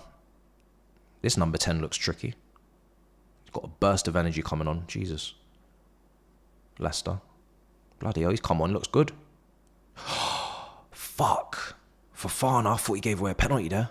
That number 10 that's come on for Leicester, he should have started the game. If he didn't, I don't think he started the game. He's already in 10 seconds already looked their best player. And he ain't even done nothing but touch the ball and run. And I could already see he looks very, very, very good. How on earth did he not start the game? I don't think he did he? It's not a pen. Let me see. No, it's not a pen. He's looking for it. He's doing way too much. On the first viewpoint, it did look like it could have been a pen because it all happened so fast. But when you watch it back, it's not a pen. He's left his leg there, he barely touched and just gone over because why not? Madueke is coming off. Sancho's coming on. Hopefully we're going to see a bit of Sancho at right wing. I think we need to see it at least a bit, especially with Neto. My weekend's only just started and it's perfect start. I think if it was to be more perfect, it would be a 3rd goal. But I'm very happy, bro. Very, very happy.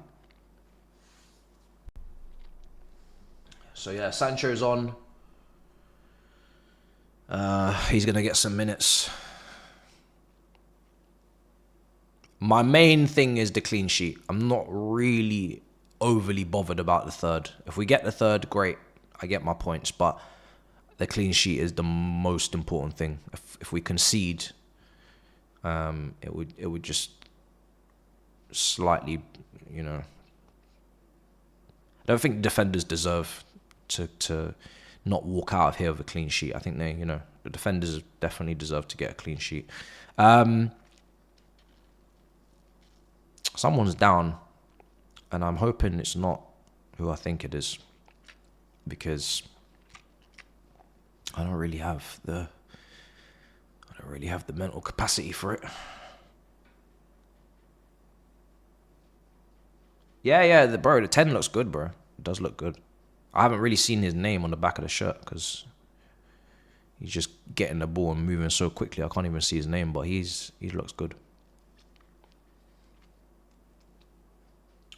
I'm sorry, but that Nonny guy flatters to deceive, says Kingsley. No, I don't know. I think people expect too much from Nonny. I'll be honest. I think Nonny is doing exactly what we pay him to do. He's an unpredictable, risk-taking winger. I think his performance is exactly what I expect from Nonny, to be honest, today. He's taken his man on. He's gone past players. He's had a couple of shots on target. He's had a couple of shots he could have done better. He at least works hard, and he sometimes will convert, sometimes he won't. Like, that's what you pay 30 odd million for. I'm not really expecting him to be world class. I'm not expecting him to be converting everything. I'm not expecting him to be even a guaranteed starter. He is what he is.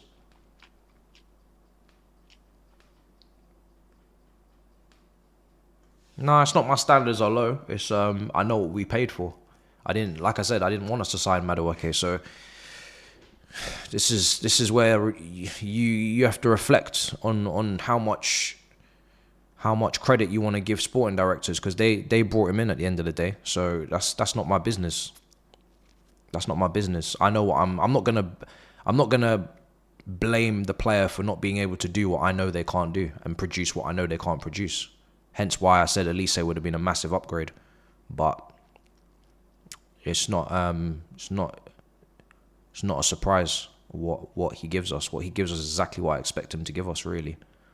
Now, he's been poor recently, but I think this has been a good performance from him. I think this has been a pretty good performance for him. It's an improvement. And that's that.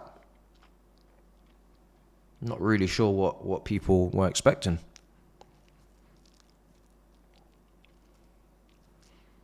Sancho's just done a little nutmeg. Enzo, switch.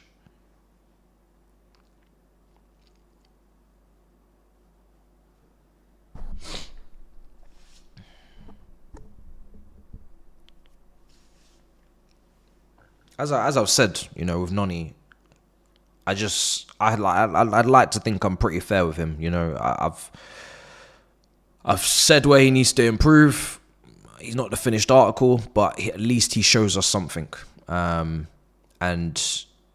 you don't really want to over egg it too much with him, because if you want him to become less risk avert, you basically may as well sell him from that moment on. The only way he does well is if he takes risks, takes people on, plays to his strengths, and to do that he needs to have confidence. So what you're asking, you're probably not really asking it from the right player, to be honest. I'll be honest, it doesn't really, what you want from him, you're wrong, just the wrong player. You just need to go and get a different winger then, if you want certain things from him.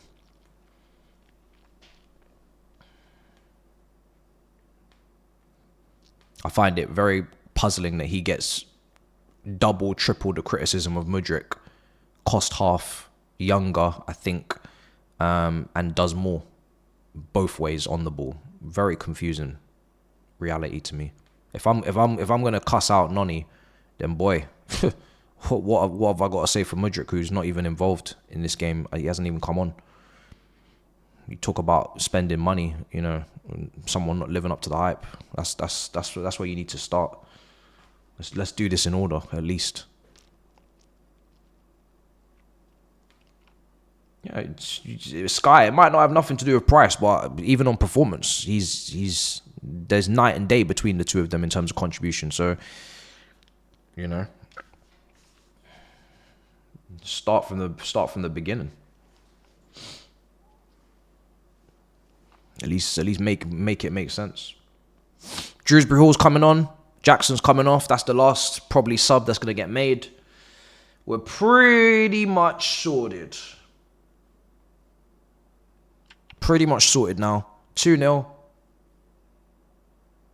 Yeah. Badiashil's been really good. I mean, I've spoken about Badiashil more than Colwell and Fofana, probably because obviously they're starters, so they just needed to come and just do their job and just, handle business and be what they've been. But Badiashil has been, a real standout because he's not been good recently in opportunities in the Premier League. But this one's a good performance. Very, very good passing. Just back to the level that I think we expect from Badiashil, to be honest. Based on his first 6 months at Chelsea, this is kind of what we should be getting from him. So it's good to see. Now, what does that mean? Going into the next game, does he start? Does Gusto come back in if he's recovered from his illness? What do you do? What do you do? I'd be pretty cool to keep him in if it makes sense tactically, because I think Gusto's position is a little bit confusing right now. He says he plays him in the 10s and the 8s and it suits him, but I don't know if it does. That's not a penalty. So, and that's an offside anyway. I don't know why these guys are trying to force it. Couple little penalty shouts and trying to disturb the flow of the game. Listen, you ain't getting penalties for that, mate. Your touch was loose, keeper was coming out, and Fofana's Lavia's barely touched you. Just stop the shenanigans.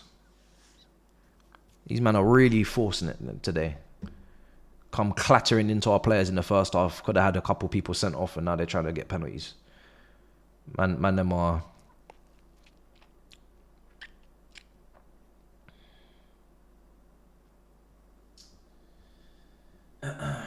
Yeah, and Cuckoo should have probably done better with his chance, but at this point, we've done our job. First 11 have done their job now, so... Are my appetites rising this season? No, not really. I think if my appetite was rising after a win against Leicester, I'd probably have to check myself pretty quickly. This was not the game that's going to increase my appetite in the league. If you wanted my appetite to increase, you would have beaten United, you would have beaten Arsenal. That would have been a real statement. As far as I'm concerned, this is just business as usual now, beating a team like Leicester. I know the points gap is favourable and very... Oh my God, he's actually given a penalty. This bitch of a ref. I know the points gap is favourable, and it's, you know, it makes your mind, you know, start to wonder. But for me, I'm very, very confident in my analysis with this season, what we can do and what we can't do, and I'm not really gonna flip flop. I've said fourth when a lot of people laughed and said, no, Chelsea can be sixth. They're going to be sixth, seventh. Not necessarily you guys, Chelsea fans, but rival fans. And I've said fourth. And I'm pretty happy to keep it like that, to be honest, until I see statement wins. We've given away a penalty, so we're going to probably win this game 2-1, which is a bit of a shame. Les Sanchez can do something special. But this is a bit of an annoying end to the game. I don't know if Sanchez has got it in him. Oh, that's fucking annoying. Jesus Christ. He could have saved that. Right, well, that's that then, isn't it? I feel like he could have saved that. It was one of those ones where the player's waiting for him to go down. He never really did. It was, I don't know. I'm being harsh, to be fair. It's probably one of those ones you save if you dive before he shoots, but he waited, and then the player then picked his corner, and then his reactions weren't there, and yeah. He didn't move. He didn't move because he wanted the player to move first, and then when the player did make his move, he didn't react quick enough. He got a little hand to it, but yeah. It was a really bit odd, the way he tried to save it. I think he was on his knees. I don't know, but it is what it is. I mean, it's his clean sheet and the defender's clean sheet that's gone. My 3 points are still bagged. I don't. Do you know what I mean? Like you may have lost your clean sheet. That's up to you. You know what I mean? We as a fan base are taking off 3 points regardless. It doesn't change the performance. So we take off 3 points and go. The clean sheet was for them. They fucked it up. That's none of our business. So let's get that final whistle blown and let's go. Let's go, man. Job done. I wanted my clean sheet, but you know, that's what it is. It's what it is. You ain't gonna get it. It's a shame.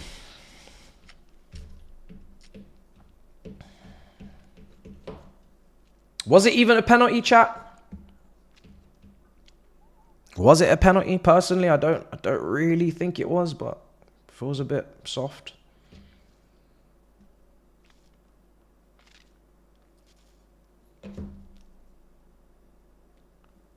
Well, it is what it is. Let's just blow this whistle. Game's finished. Give me my 3 points.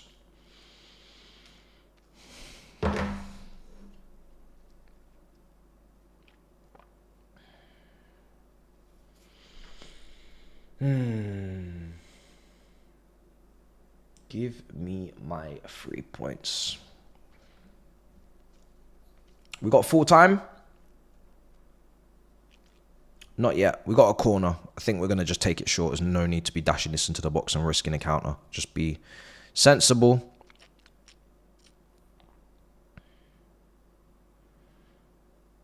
Yeah, keep the ball. Blow the whistle now, ref. Stop wasting everybody's time. Full time?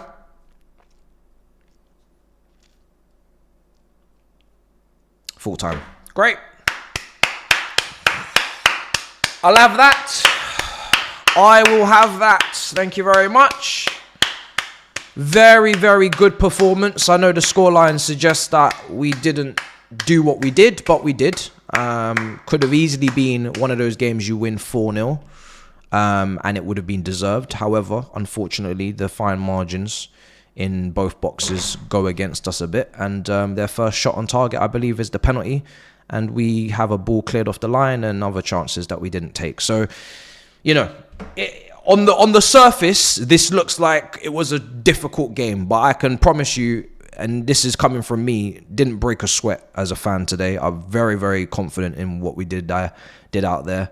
Very good, very, very good win, very good performance. Hopefully Colwell's not injured because he is down right now holding his foot. But very happy with the performance. Very, very happy with the performance. I'm going to talk about it in the review, but very happy with the performance, to be honest. I'm not really sure how someone couldn't be happy with the performance, but I guess it's a game of opinions. You let me know in the comments of the review how you feel. But it was good. It was good. I don't feel like we had to really step out of second gear too much in this game. I definitely think there was another gear we could have gone to, but we were in a good gear. I don't think it was a piss take. I don't think we was complacent apart from 10 minutes in the first half. In the second half, I think we was much better, to be honest. And yeah, I think we did what we needed to do. And it was professional. I would call it a professional performance for about 85, 90% of it. So, all right, we're going to wrap it there. There's not really too much that I need to say, apart from the fact that we will be redirecting you to the mob. And I will have no problem getting there on time because we do not have our game overlapping. So enjoy the 3 o'clock kickoffs. Look out for the review. Will be coming up very, very soon. I'll be redirecting you to the mob. Tottenham versus Manchester City, which will be me, Tobes, Turkish, and Grizz on the watch along for the Big Six. And that is really all there is to it. So yeah, smash up the likes. Make sure you subscribe. The road to 1 million subscribers starts now. And until next time, I will see you guys in a bit, people. If I can find my outro. Peace.